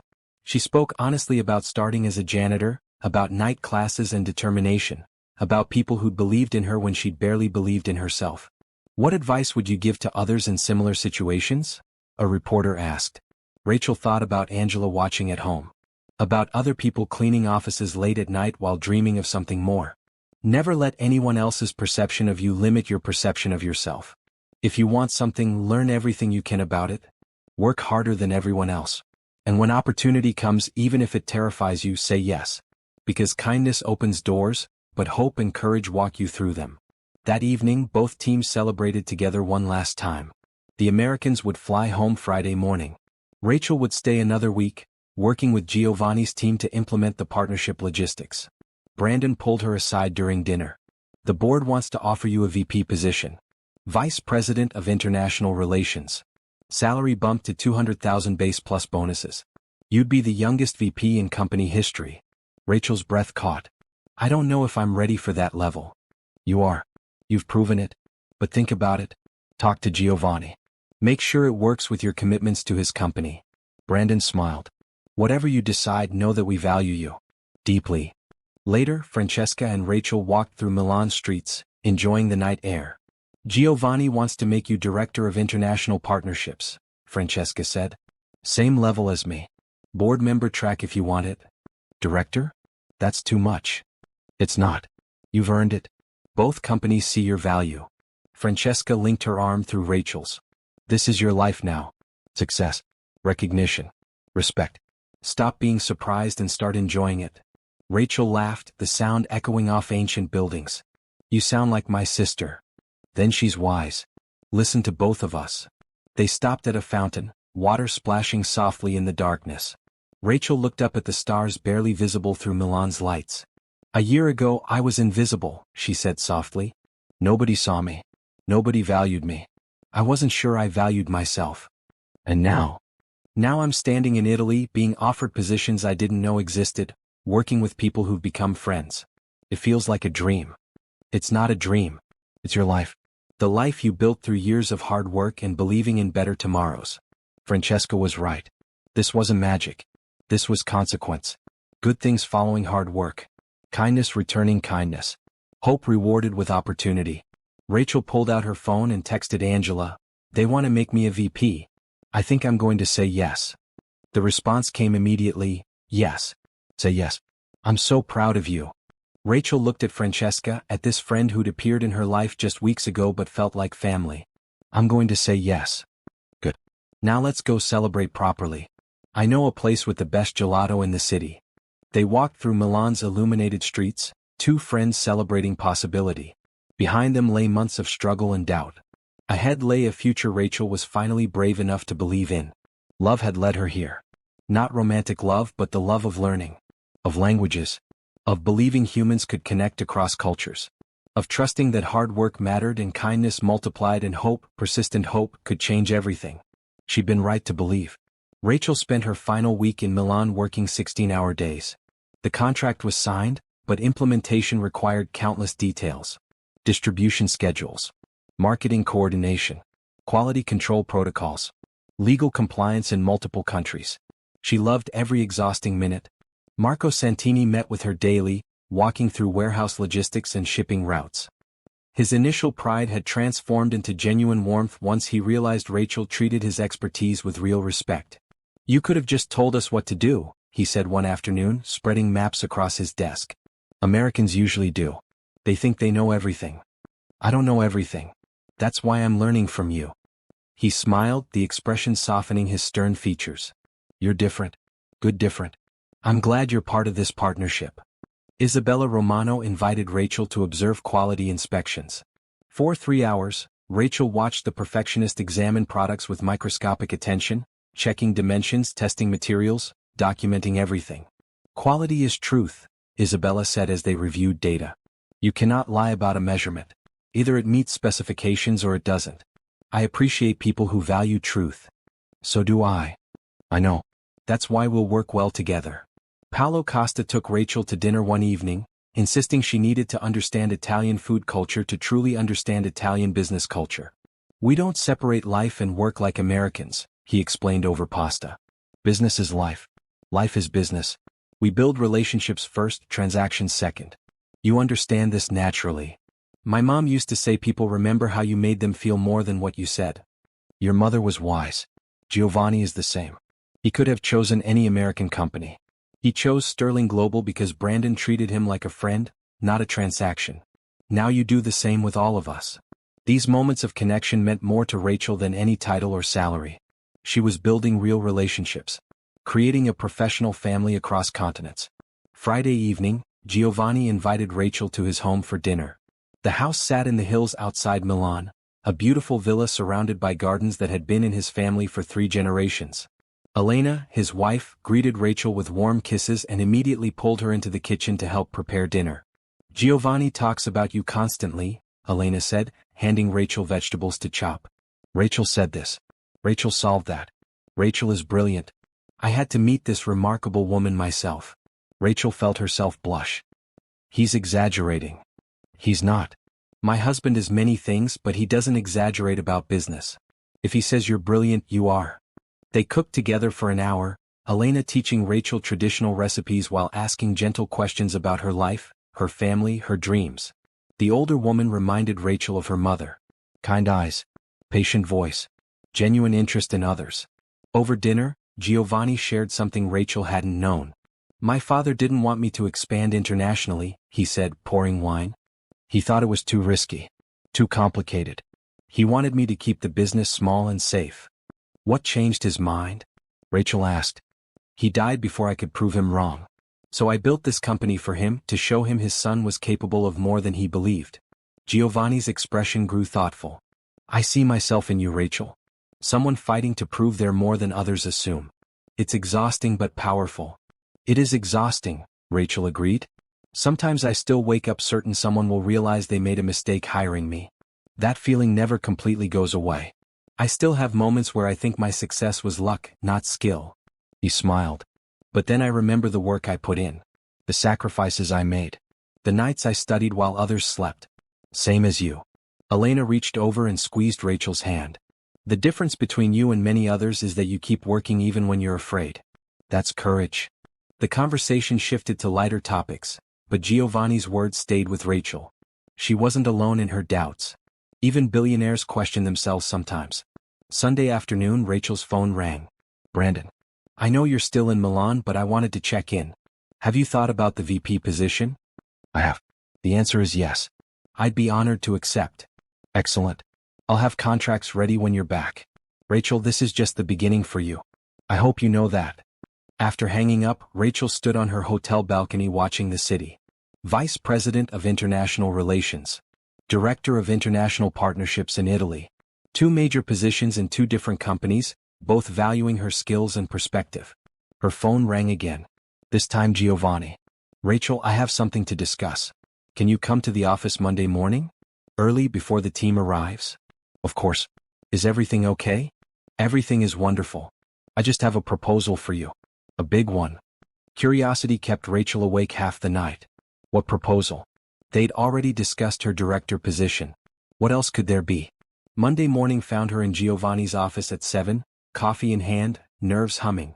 Giovanni sat behind his massive desk, but he gestured for Rachel to join him in the comfortable chairs by the window instead. Less formal. More intimate. I've been thinking about the future, he began. This partnership with Sterling Global is just the start. I want to expand into Asia next, then South America. But international expansion requires someone who understands cultural bridges, language, relationship building. That makes sense. I want you to lead that expansion. Not just as Director of International Partnerships, but as VP of Global Strategy. You'd build teams in each region. Develop partnerships. Create the same kind of connections you've built here. Rachel's heart hammered. That's enormous. Yes, it would mean significant travel. Living in different countries for months at a time. Learning new languages, new cultures. Giovanni leaned forward. But I believe you could do it. More importantly, I believe you would love it. I would, Rachel breathed. But what about my role with Sterling Global? I've discussed it with Brandon. He's supportive. He suggested you split your time. 6 months with each company annually. You'd maintain your VP title with Sterling Global but take on this expanded role with us. That's incredibly generous of both of you. It's not generous. It's smart business. You're valuable, Rachel. Rare. The kind of person who comes along maybe once in a career. Giovanni smiled warmly. I'm offering you $300,000 annually for your work with my company. Brandon will maintain your $200,000 salary. $500,000 total base, plus bonuses and equity in both companies. The number was so large Rachel couldn't quite process it. $500,000. The janitor from 6 months ago. I need to be honest, Rachel said slowly. Part of me still feels like I'm not qualified for this level of responsibility. That's called imposter syndrome. It affects many successful people. But let me ask you something. Have you failed at anything I've asked you to do? No. Have you disappointed anyone on my team or Brandon's team? I don't think so. Have you solved problems, built relationships, and exceeded expectations consistently? Yes. Then you're qualified. Your doubt comes from years of being underestimated. But I'm not underestimating you. I'm seeing you clearly and offering you what you've earned. Tears gathered in Rachel's eyes. When my mom was sick, she told me that opportunities don't come to everyone, but when they come, you have to grab them with both hands. Even if you're scared. Your mother was wise. She was. So I'm going to grab this opportunity with both hands. Yes, I accept. With gratitude and excitement and determination to prove your faith in me wasn't misplaced. Giovanni stood and pulled Rachel into a hug. Welcome to your future. It's going to be extraordinary. Rachel hugged him back, this man who'd seen potential in a janitor who spoke Italian, who'd taken a chance on someone nobody else noticed, who'd become mentor and friend and family. Thank you, she whispered. For everything. No. Thank you. For reminding me why I built this company. For showing me that investing in people is always the best investment. That afternoon, Rachel called Angela with the news. $500,000? Her sister repeated in a daze. Did you just say $500,000? I did. Angela screamed so loud Rachel had to pull the phone from her ear. Oh my God. Oh my God. Rachel. Mom. Oh my God. I know. You did it? You actually did it? From cleaning toilets to $500,000. That's impossible. Apparently not. It happened. I'm so proud of you. So incredibly proud. When are you home? We need to celebrate properly. Friday. And Angela? Part of that money is yours. You supported me through everything. Covered bills when I couldn't. Believed in me when I doubted myself. We're going to take care of each other now. Both of us. Her sister's tears were audible through the phone. I love you so much. I love you too. More than anything. That evening, Francesca took Rachel to a rooftop bar to celebrate. The city spread below them, lights twinkling like stars brought to earth. To the future, Francesca said, raising her champagne glass. To success. To friendship. To women who refuse to accept limitations. To kindness that opens doors, Rachel added. And hope that walks us through them. Their glasses clinked together, the sound clear and bright in the warm Italian air. Rachel looked out at Milan, this city that had become a second home. Soon she'd explore other cities. Learn other languages. Build other partnerships. But this place, these people would always be where it started. Where invisible became visible. Where hope became reality. Where hard work became opportunity. And where love, in all its forms, led her forward into a future brighter than any dream she'd dared to imagine. 6 months passed in a blur of purposeful chaos. Rachel split her time between Milan and home, living out of suitcases but loving every minute. She built teams. Developed relationships. Learned the subtle differences between doing business in Italy versus America. The partnership between Giovanni's company and Sterling Global exceeded everyone's projections. Products moved smoothly across borders. Quality remained high. Sales climbed steadily. Rachel's role evolved beyond translation into genuine strategy. She identified new market opportunities. Suggested product modifications for European tastes. Helped both companies navigate cultural differences that could have become conflicts. You're not just connecting companies, Brandon told her during a video call. You're creating a new model for international partnership. Other businesses are taking notice. He was right. Rachel had been approached by 3 other companies asking if she'd consult on their international expansions. She declined, wanting to focus on her current responsibilities, but the offers validated what she'd built. In Milan, she'd assembled a small team. 2 translators she'd personally trained. A cultural consultant who helped both companies understand market nuances. An administrative coordinator who kept everything running smoothly. You're good at this, her lead translator, Sophia Bennett, said one afternoon. Sophia was a young woman from London with an Italian mother and British father who'd studied 5 languages and understood the complexity of cultural bridging. Building teams. Developing people. You see potential in others. Because someone saw potential in me, Rachel replied simply. The scholarship program Giovanni had mentioned became reality that fall. He'd allocated €2 million to fund education for service workers who wanted career advancement. Rachel led the program, reviewing applications, selecting candidates, mentoring recipients. The first cohort included 12 people. A janitor learning accounting. A cafeteria worker studying engineering. A security guard pursuing law. Each with dreams bigger than their current circumstances. Each reminding Rachel of herself a year ago. She met with them monthly, answering questions, offering encouragement, connecting them with resources. Watching them grow filled her with purpose deeper than any business deal. This is the most important thing I do, she told Giovanni after one particularly moving mentorship session. More important than contracts or negotiations. I know. That's why I asked you to lead it. Money makes money, but people make meaning. You understand that. Francesca had become Rachel's closest friend. They talked daily, met weekly when Rachel was in Milan, supported each other through professional challenges and personal struggles. I broke up with Luca, Francesca announced one evening over wine. Luca had been her boyfriend of 3 years, a nice man who'd wanted marriage and children immediately. Are you okay? Honestly? Yes. I love him, but we want different futures. He wants traditional family life. I want to build this company, travel, create things. Neither is wrong, but they're incompatible. Rachel squeezed her friend's hand. That took courage. It took honesty. With him and myself. Francesca sipped her wine. You inspire me, you know. Watching you go after what you want without apology. It made me realize I need to do the same. You've always gone after what you wanted. In business, yes. But in personal life I was settling. Being what others expected instead of who I am. Francesca smiled. Not anymore. From now on, I'm choosing authenticity over approval. Their friendship deepened through honesty and mutual support. They celebrated wins together. Processed failures together. Built the kind of relationship that transcended professional networking into genuine sisterhood. Back home, Rachel had finally moved into a real apartment. 2 bedrooms in a safe neighborhood with actual closet space and a kitchen that fit more than one person. Angela visited often, both of them still marveling at how much had changed. Remember when we shared that tiny place with the broken heater? Angela said one evening, curled up on Rachel's new couch. I remember everything. The roaches. The landlord who ignored our calls.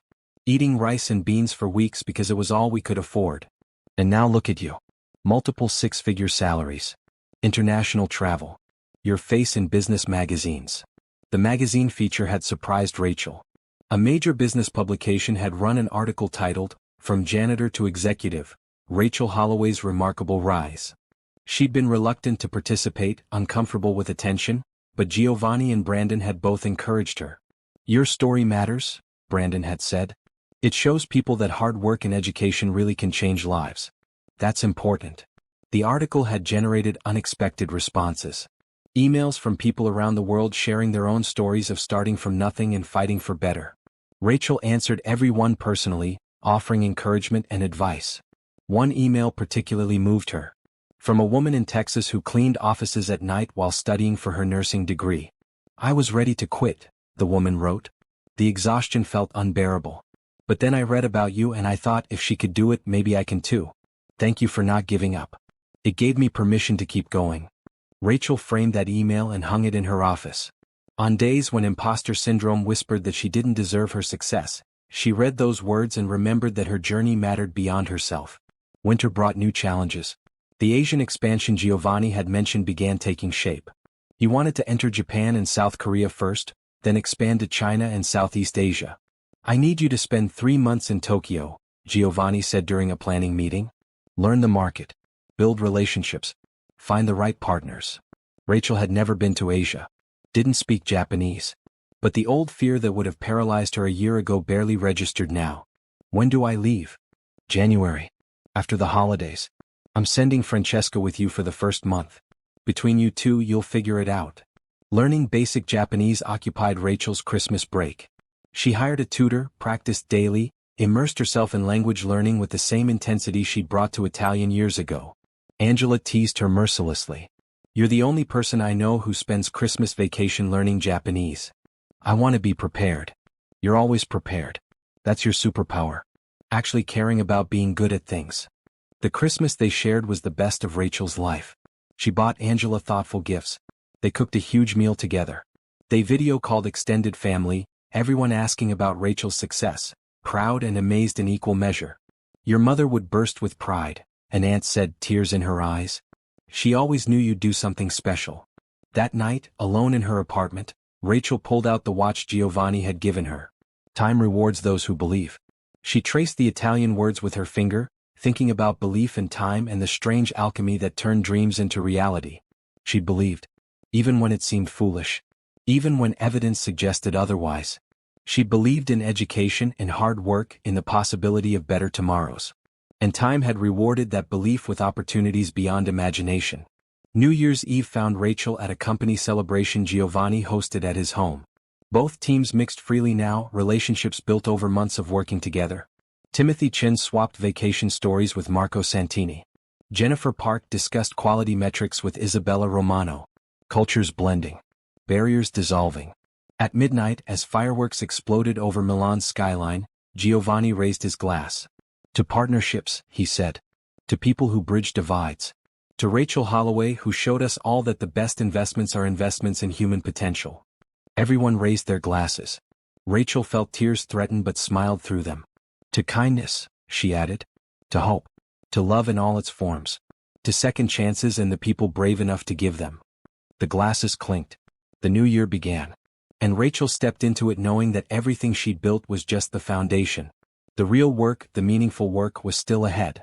Tokyo in January was cold, crowded, and completely overwhelming in the best possible way. Rachel and Francesca arrived jet-lagged and energized, ready to tackle a market that intimidated most Western businesses. Their hotel overlooked the city, millions of lights spreading in every direction. Rachel stood at the window that first night, coffee in hand despite the late hour, thinking about the journey that had led here. 18 months ago, she'd been invisible. Now she was in Japan, preparing to build business relationships across another cultural divide. Not bad for a janitor, she whispered to her reflection. The first week was pure learning.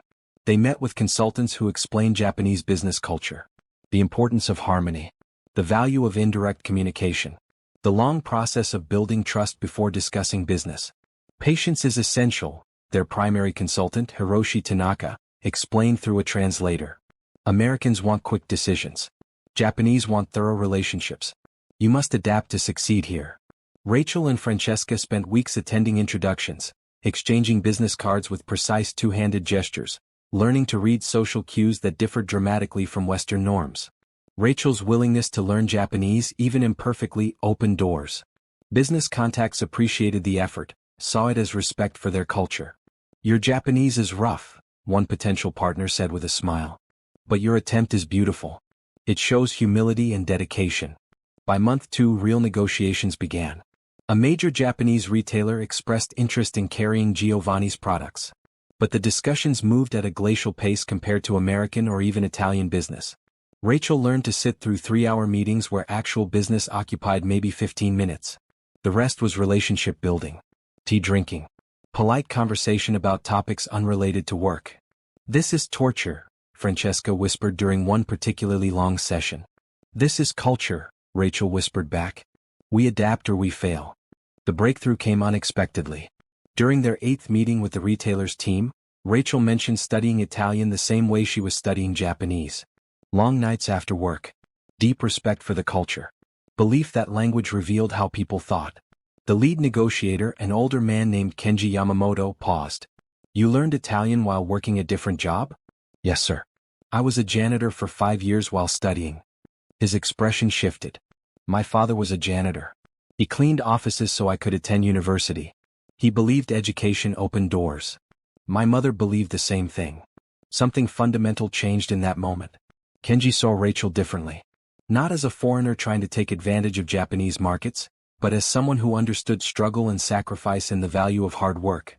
The deal closed 2 weeks later. Terms favorable to both sides. Distribution agreements that would put Giovanni's products in hundreds of Japanese stores. Rachel called Giovanni with the news, watching Tokyo's lights from her hotel room. You did it, he said, voice thick with emotion. I knew you would. We did it. Your products. Your vision. I just helped connect the dots. Rachel, stop diminishing your contribution. You earned this success. Own it. After hanging up, Rachel sat with those words. Own it. She'd spent so long being humble, being grateful, being careful not to seem arrogant. But there was difference between arrogance and acknowledging achievement. She'd earned this. Every bit of it. Francesca left after month 2 as planned, but Rachel stayed for the full 3 months. She built relationships beyond the retailer deal. Identified potential manufacturing partners. Learned the market deeply enough to develop real strategy. She also made friends. A translator named Yuki who introduced Rachel to her favorite restaurants. A business consultant named Akira who taught Rachel about Japanese management philosophy. A shopkeeper near her hotel who always greeted Rachel with a smile and helped her practice Japanese. These human connections mattered as much as business deals. Maybe more. Returning home in March felt strange. 3 months away had made her apartment feel unfamiliar. But Angela's hug at the airport grounded her immediately. You look different, her sister said. More confident. Like you finally believe you deserve everything you've built. Maybe I do believe it now. Good. It's about time. Work at Sterling Global had continued smoothly in her absence. Her team handled daily operations. Brandon kept major decisions on hold until Rachel returned. The company had grown to trust her judgment completely. "We need to talk about your career path," Brandon said during her first week back. "The board wants to promote you to Senior VP of Global Strategy.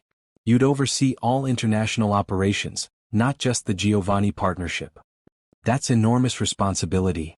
You've proven you can handle it. The Japanese deal. The European success.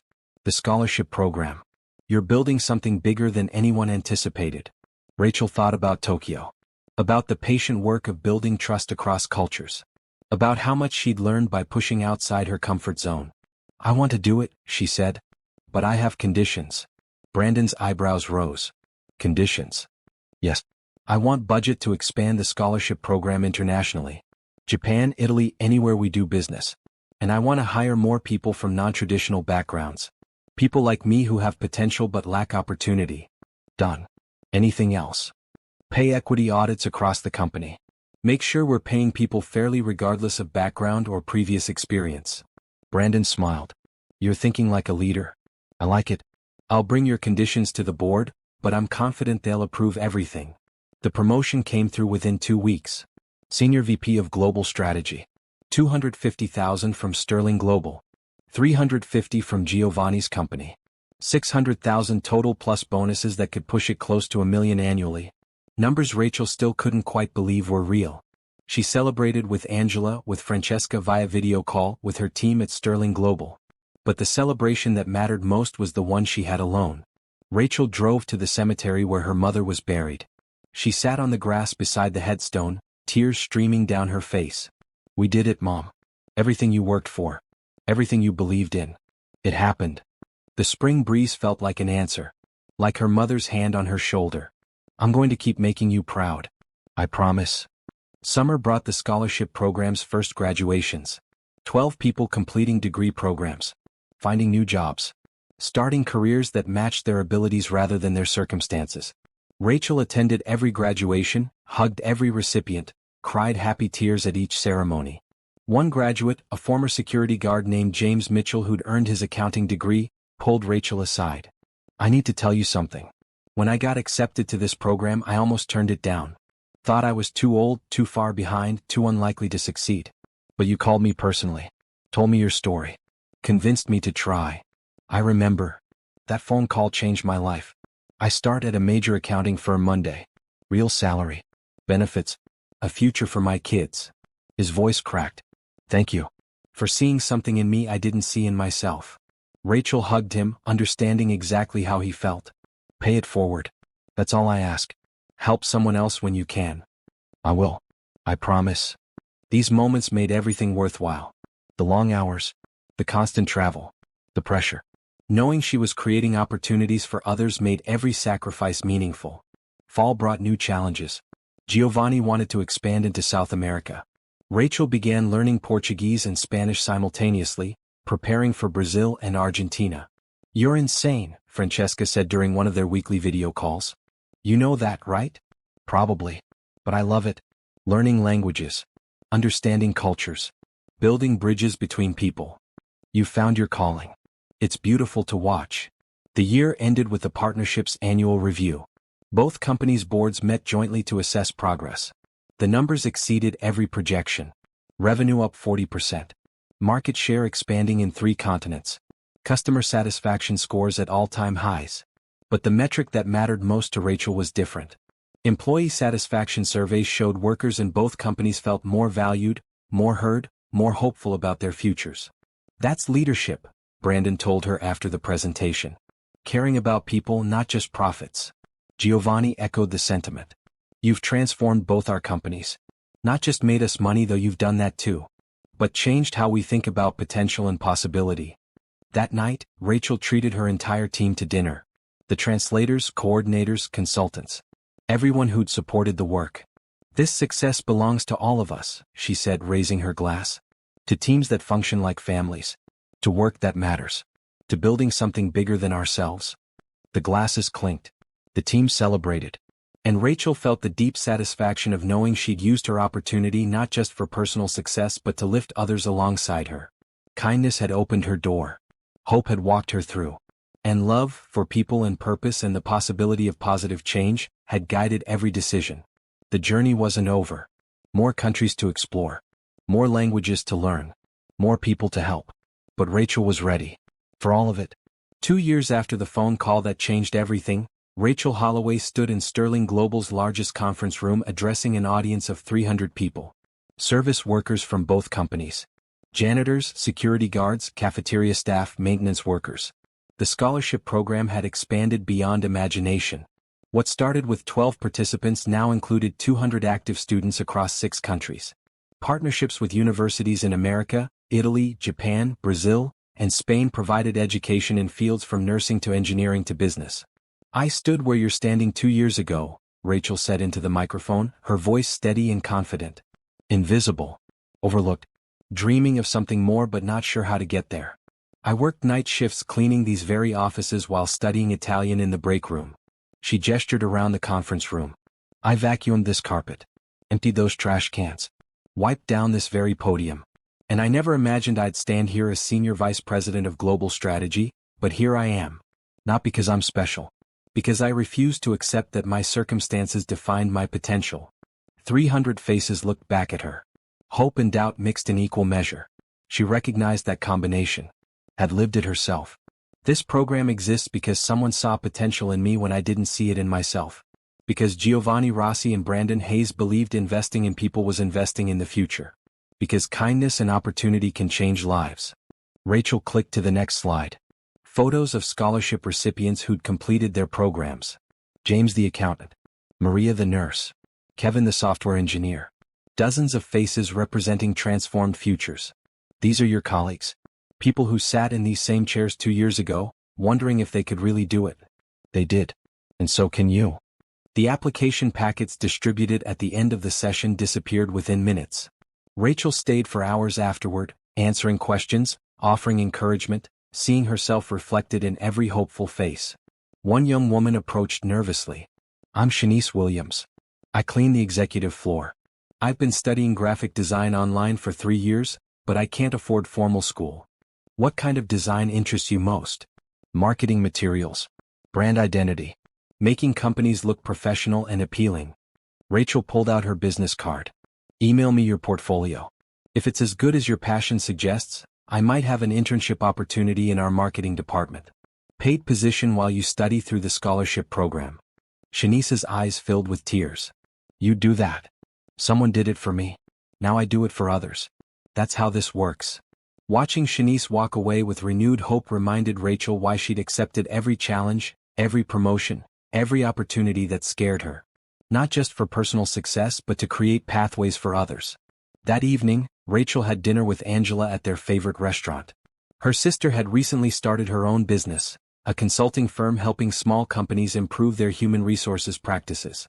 Rachel had invested seed money and connections. We're both doing it, Angela said, raising her wine glass. Building the kind of lives Mom dreamed about for us. She'd be proud of you. Your company is going to help a lot of people. She'd be proud of both of us. But especially you. You took a chance when it mattered most. Rachel thought about that phone call 2 years ago. The moment she'd pushed through fear and doubt to offer her translation skills. The executives who'd mocked her. The terror of possibly failing publicly. She'd risked everything on one chance. And it had changed her entire life. I'm grateful every day, Rachel said softly. For that moment. For Giovanni and Brandon believing in me. For you supporting me through everything. I always knew you'd do something amazing. I just didn't know it would be this amazing. The next morning brought a video call with Giovanni and Francesca. They met weekly now to coordinate global operations and maintain their friendship despite physical distance. I have news, Francesca announced, her face glowing on the screen. I'm opening our Asia Division headquarters in Singapore. I'll be living there half the year starting next month. That's incredible, Rachel said. Congratulations. It's because of you. Watching you build the Japan operation showed me I could do the same in other markets. You inspired me to think bigger. Giovanni smiled warmly. We're all growing. The partnership is expanding into Africa next year. Rachel, I'd like you to lead that initiative. Africa. New cultures. New languages. New opportunities to build bridges. Yes, Rachel said without hesitation. Absolutely yes. After the call, Rachel walked to her office window. The city spread below, busy with morning traffic and human activity. Somewhere down there, someone was cleaning offices and dreaming of more. Someone was studying late into the night, hoping education would open doors. Someone was invisible, waiting for a chance to be seen. She couldn't help them all, but she could help some. And those some would help others. Ripples spreading outward from single acts of kindness and opportunity. Her phone buzzed. A text from Giovanni, board meeting next month. We're recommending you for VP of Global Operations. Equity stake in the company. Full partnership track. You've earned it. Rachel stared at the message. VP of Global Operations. Partnership track. She'd gone from cleaning this building to potentially owning part of an international corporation. The old fear whispered that it was too much, too fast, that she didn't deserve it. But the new confidence, built through 2 years of succeeding at impossible things, spoke louder. She deserved it. Every bit of it. Rachel typed back, I'm honored and grateful. Thank you for believing in me. Giovanni's response came immediately, thank you for proving my belief was justified. You've exceeded every expectation. That afternoon, Rachel mentored 3 scholarship recipients. Answered emails from program applicants. Reviewed expansion plans for the South American operations. Every task connected back to her core purpose, creating opportunities and building bridges. Evening found her at a speaking engagement. A local community college had invited her to address their evening students. People working full-time jobs while pursuing education. Her people. The path isn't easy, she told them honestly. I chose textbooks over social life. Study over sleep. I made sacrifices that hurt. But those sacrifices bought me a future I never imagined possible. She shared the whole story. The cleaning cart. The night classes. The fear of offering help that might be rejected. The phone call with Giovanni. Every success and stumble along the way. What advice would you give us? A student asked during Q&A. Those of us working and studying and barely holding it together? Rachel thought carefully before answering. First, be kind to yourself. You're doing something hard. Give yourself credit for showing up. Second, build community. Find people who understand your journey. You need support. Third, when opportunity comes, even if it terrifies you, say yes. The risk of trying beats the regret of wondering what if. She paused, making eye contact with as many students as possible. And finally, remember that kindness opens doors. Hope walks you through them. And love, for learning, for growth, for the belief that you deserve better, will lead you forward. Trust that. Trust yourself. You're more capable than you know. The applause felt warm and genuine. After her speech, students lined up to thank her, share their stories, ask for advice. Rachel stayed until the last person left, giving everyone her full attention. Driving home that night, Rachel called Angela. I think I finally understand why this all happened, she said. Why? Not just for me. For everyone who comes after me. Every person I can help. Every door I can open for someone else. That's what makes the success meaningful. Mom used to say that, Angela said softly. Success isn't what you achieve. It's what you help others achieve. She was right. She was right about everything. That weekend, Rachel visited her mother's grave again. She did this monthly now, sharing updates and seeking the peace that came from connecting with her mom's memory. The scholarship program is helping 200 people now, she said, sitting cross-legged on the grass. I'm expanding into Africa next year. Giovanni is making me a partner in his company. Brandon trusts me with major decisions. Francesca is running Asia operations. Angela has her own business. She traced her mother's name on the headstone. We did it, Mom. Everything you worked for. Everything you believed possible. It happened because you taught me that hard work matters and kindness multiplies, and hope, persistent hope, can change everything. The spring breeze carried the scent of flowers. Rachel closed her eyes, feeling her mother's presence in the warmth of the sun, the softness of the grass, the quiet of this sacred space. I'm going to keep making you proud. I promise. Not just by succeeding myself, but by helping others succeed. By being the kind of person who sees potential in people others overlook. By believing in second chances and hard work and the power of education to transform lives. She opened her eyes, looking at the blue sky above. Thank you. For everything you sacrificed. For believing in us. For teaching us that our circumstances don't define our possibilities. I love you. Always. Walking back to her car, Rachel felt lighter. Grounded. Connected to purpose deeper than titles or salaries or international success. This was why she'd kept studying when exhaustion made her want to quit. Why she'd offered her translation skills despite terrifying fear of rejection. Why she'd said yes to every opportunity that pushed her beyond comfort. Not just to change her own life but to prove that change was possible. That janitors could become executives. That invisible people could be seen. That dreams, backed by hard work and supported by kindness, could actually come true. Monday morning brought a new challenge. A young translator on her team, a woman named Diana Carter who reminded Rachel of herself 3 years ago, made a costly mistake on an important document. The error could have damaged client relationships. Rachel called Diana into her office. The young woman arrived pale with fear, clearly expecting to be fired. "Tell me what happened," Rachel said gently. "I misunderstood a technical term. Translated it incorrectly. I'm so sorry. It won't happen again." "How will you ensure it doesn't happen again?" Diana looked surprised by the question.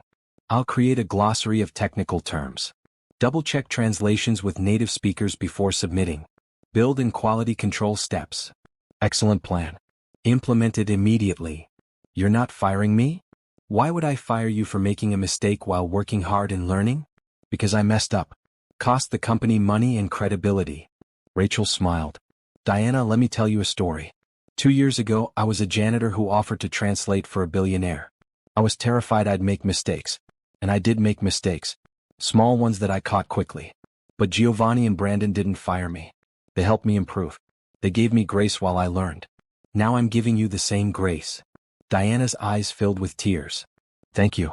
I won't let you down. I know you won't. Because you care. People who care eventually succeed. It just takes time and patience and commitment to growth." After Diana left, Rachel thought about how different this moment was from how many managers would have handled it. Firing the person. Making an example. Leading through fear instead of support. But that wasn't the kind of leader she wanted to be. She wanted to lead with the same kindness she'd received. Build teams through encouragement rather than intimidation. Create environments where people could take risks and learn from failures. That evening, Rachel video called with Giovanni and Brandon together. The three of them did this monthly now, aligning strategy across companies. "I want to propose something," Rachel said. "A leadership development program for employees showing potential but lacking traditional credentials. Similar to the scholarship program but focused specifically on management training." Both men listened as she outlined her vision. Identifying talented workers regardless of role. Providing mentorship, training, and pathways to leadership positions. Creating diverse leadership that reflected all levels of the organization. "I love it," Brandon said immediately. "When can we start?" "I love it too," Giovanni agreed. "This is exactly the kind of thinking that sets us apart. Rachel, you have full authority to develop and implement this program." After the call, Rachel sat back in her chair, amazed at how far she'd come. 2 years ago, she'd been afraid to speak up in meetings. Now she was proposing company-wide initiatives and receiving immediate approval from 2 powerful CEOs. Not because they were doing her favors. Because they trusted her judgment and valued her perspective. She'd earned that trust. Day by day. Success by success. Proving herself worthy of the opportunities she'd been given. Spring turned to summer. The scholarship program graduated its 2nd class. The leadership development program launched successfully. Rachel spent 3 weeks in Brazil building the South American operation. Every day brought new challenges and new triumphs. On a warm June evening, Rachel stood on stage at a major business conference. She'd been invited to speak about building successful international partnerships. 2,000 people filled the auditorium. "Success isn't about being the smartest person in the room," she told them. "It's about being the most willing to learn. The most committed to growth. The most open to seeing potential in unexpected places." She shared her story one more time. But this telling felt different. Less about her individual journey and more about the lessons anyone could apply. "When I was a janitor, people looked through me like I was invisible. That invisibility hurt. But it also taught me to see others. Really see them. The security guard who's studying law at night. The cafeteria worker who speaks 4 languages. The maintenance person who's brilliant with technology. They're all there working hard, dreaming big, waiting for someone to notice." She paused, looking out at the sea of faces. "My challenge to you is this: be the person who notices. Be the one who gives chances. Be the leader who values potential over pedigree. Because the next transformative hire might be cleaning your office right now." The standing ovation lasted 5 minutes. People approached afterward with stories of their own unlikely journeys. Connections made. Hope shared. This was the work that mattered most. Not the deals or the titles. The human impact. The ripple effects of kindness and opportunity spreading outward through lives and communities. That night, Rachel called Angela from her hotel room. "I think I've found my purpose," she said. "What is it?" "Opening doors. That's what I'm meant to do. Use my position and resources to create opportunities for people who otherwise wouldn't have them. Everything else is just details." "That's beautiful. And very you. Mom taught us that, didn't she? That life is about lifting others." "She did. And you're living it perfectly." Fall brought the news that the partnership would expand into Africa. Rachel would lead the initiative, spending 6 months in Kenya building operations and relationships. "This is what I've been preparing for," she told her team during the announcement. "Everything we've learned in Europe, Asia, and South America applies here. New culture, new challenges, but same core principles: respect, patience, and genuine human connection." Her team had grown to 15 people. Translators, analysts, coordinators. Each person carefully selected for both skill and character. She built a culture of excellence and kindness, proving the two weren't mutually exclusive. As the year ended, both companies celebrated record success. Giovanni's expansion into global markets had tripled his company's value. Sterling Global's international division, which Rachel led, now represented 40% of total revenue. At the annual celebration, Giovanni made an announcement that shocked everyone. "I'm promoting Rachel Holloway to Chief Global Officer of both companies. She'll have equity in both organizations and a seat on both boards. Her compensation package reflects her enormous value, $1 million base salary plus performance bonuses." The applause was thunderous. Rachel stood on shaking legs, hardly believing this moment was real. $1 million. Board seats. Chief Global Officer. Giovanni embraced her warmly. "You've earned every bit of this. Never doubt it." Brandon shook her hand with genuine warmth. "Best decision I ever made was letting you answer that phone 2 years ago." Rachel looked out at the room full of colleagues who'd become friends and family.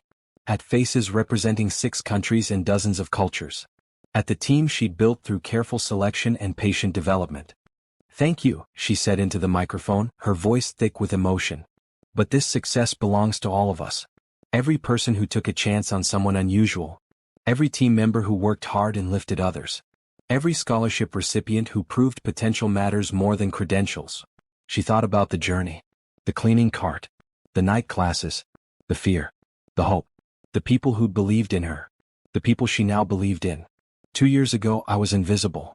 Today, I'm Chief Global Officer of 2 international companies. If that's possible for me, imagine what's possible for every person willing to work hard, stay humble, and never stop learning. She raised her glass. To kindness that opens doors. To hope that walks us through. To love in all its forms, that leads us forward. To second chances and the courage to take them. To every person here who makes this work meaningful. Thank you. The glasses clinked. The celebration continued. And Rachel Holloway, formerly invisible, now finally seen, stepped forward into a future built on purpose, powered by possibility, and guided always by the principles her mother had taught her. Hard work matters. Kindness multiplies. Hope, persistent hope, can change everything. She'd proven it. Was still proving it. Would keep proving it for everyone who came after. The journey wasn't over. It was just beginning.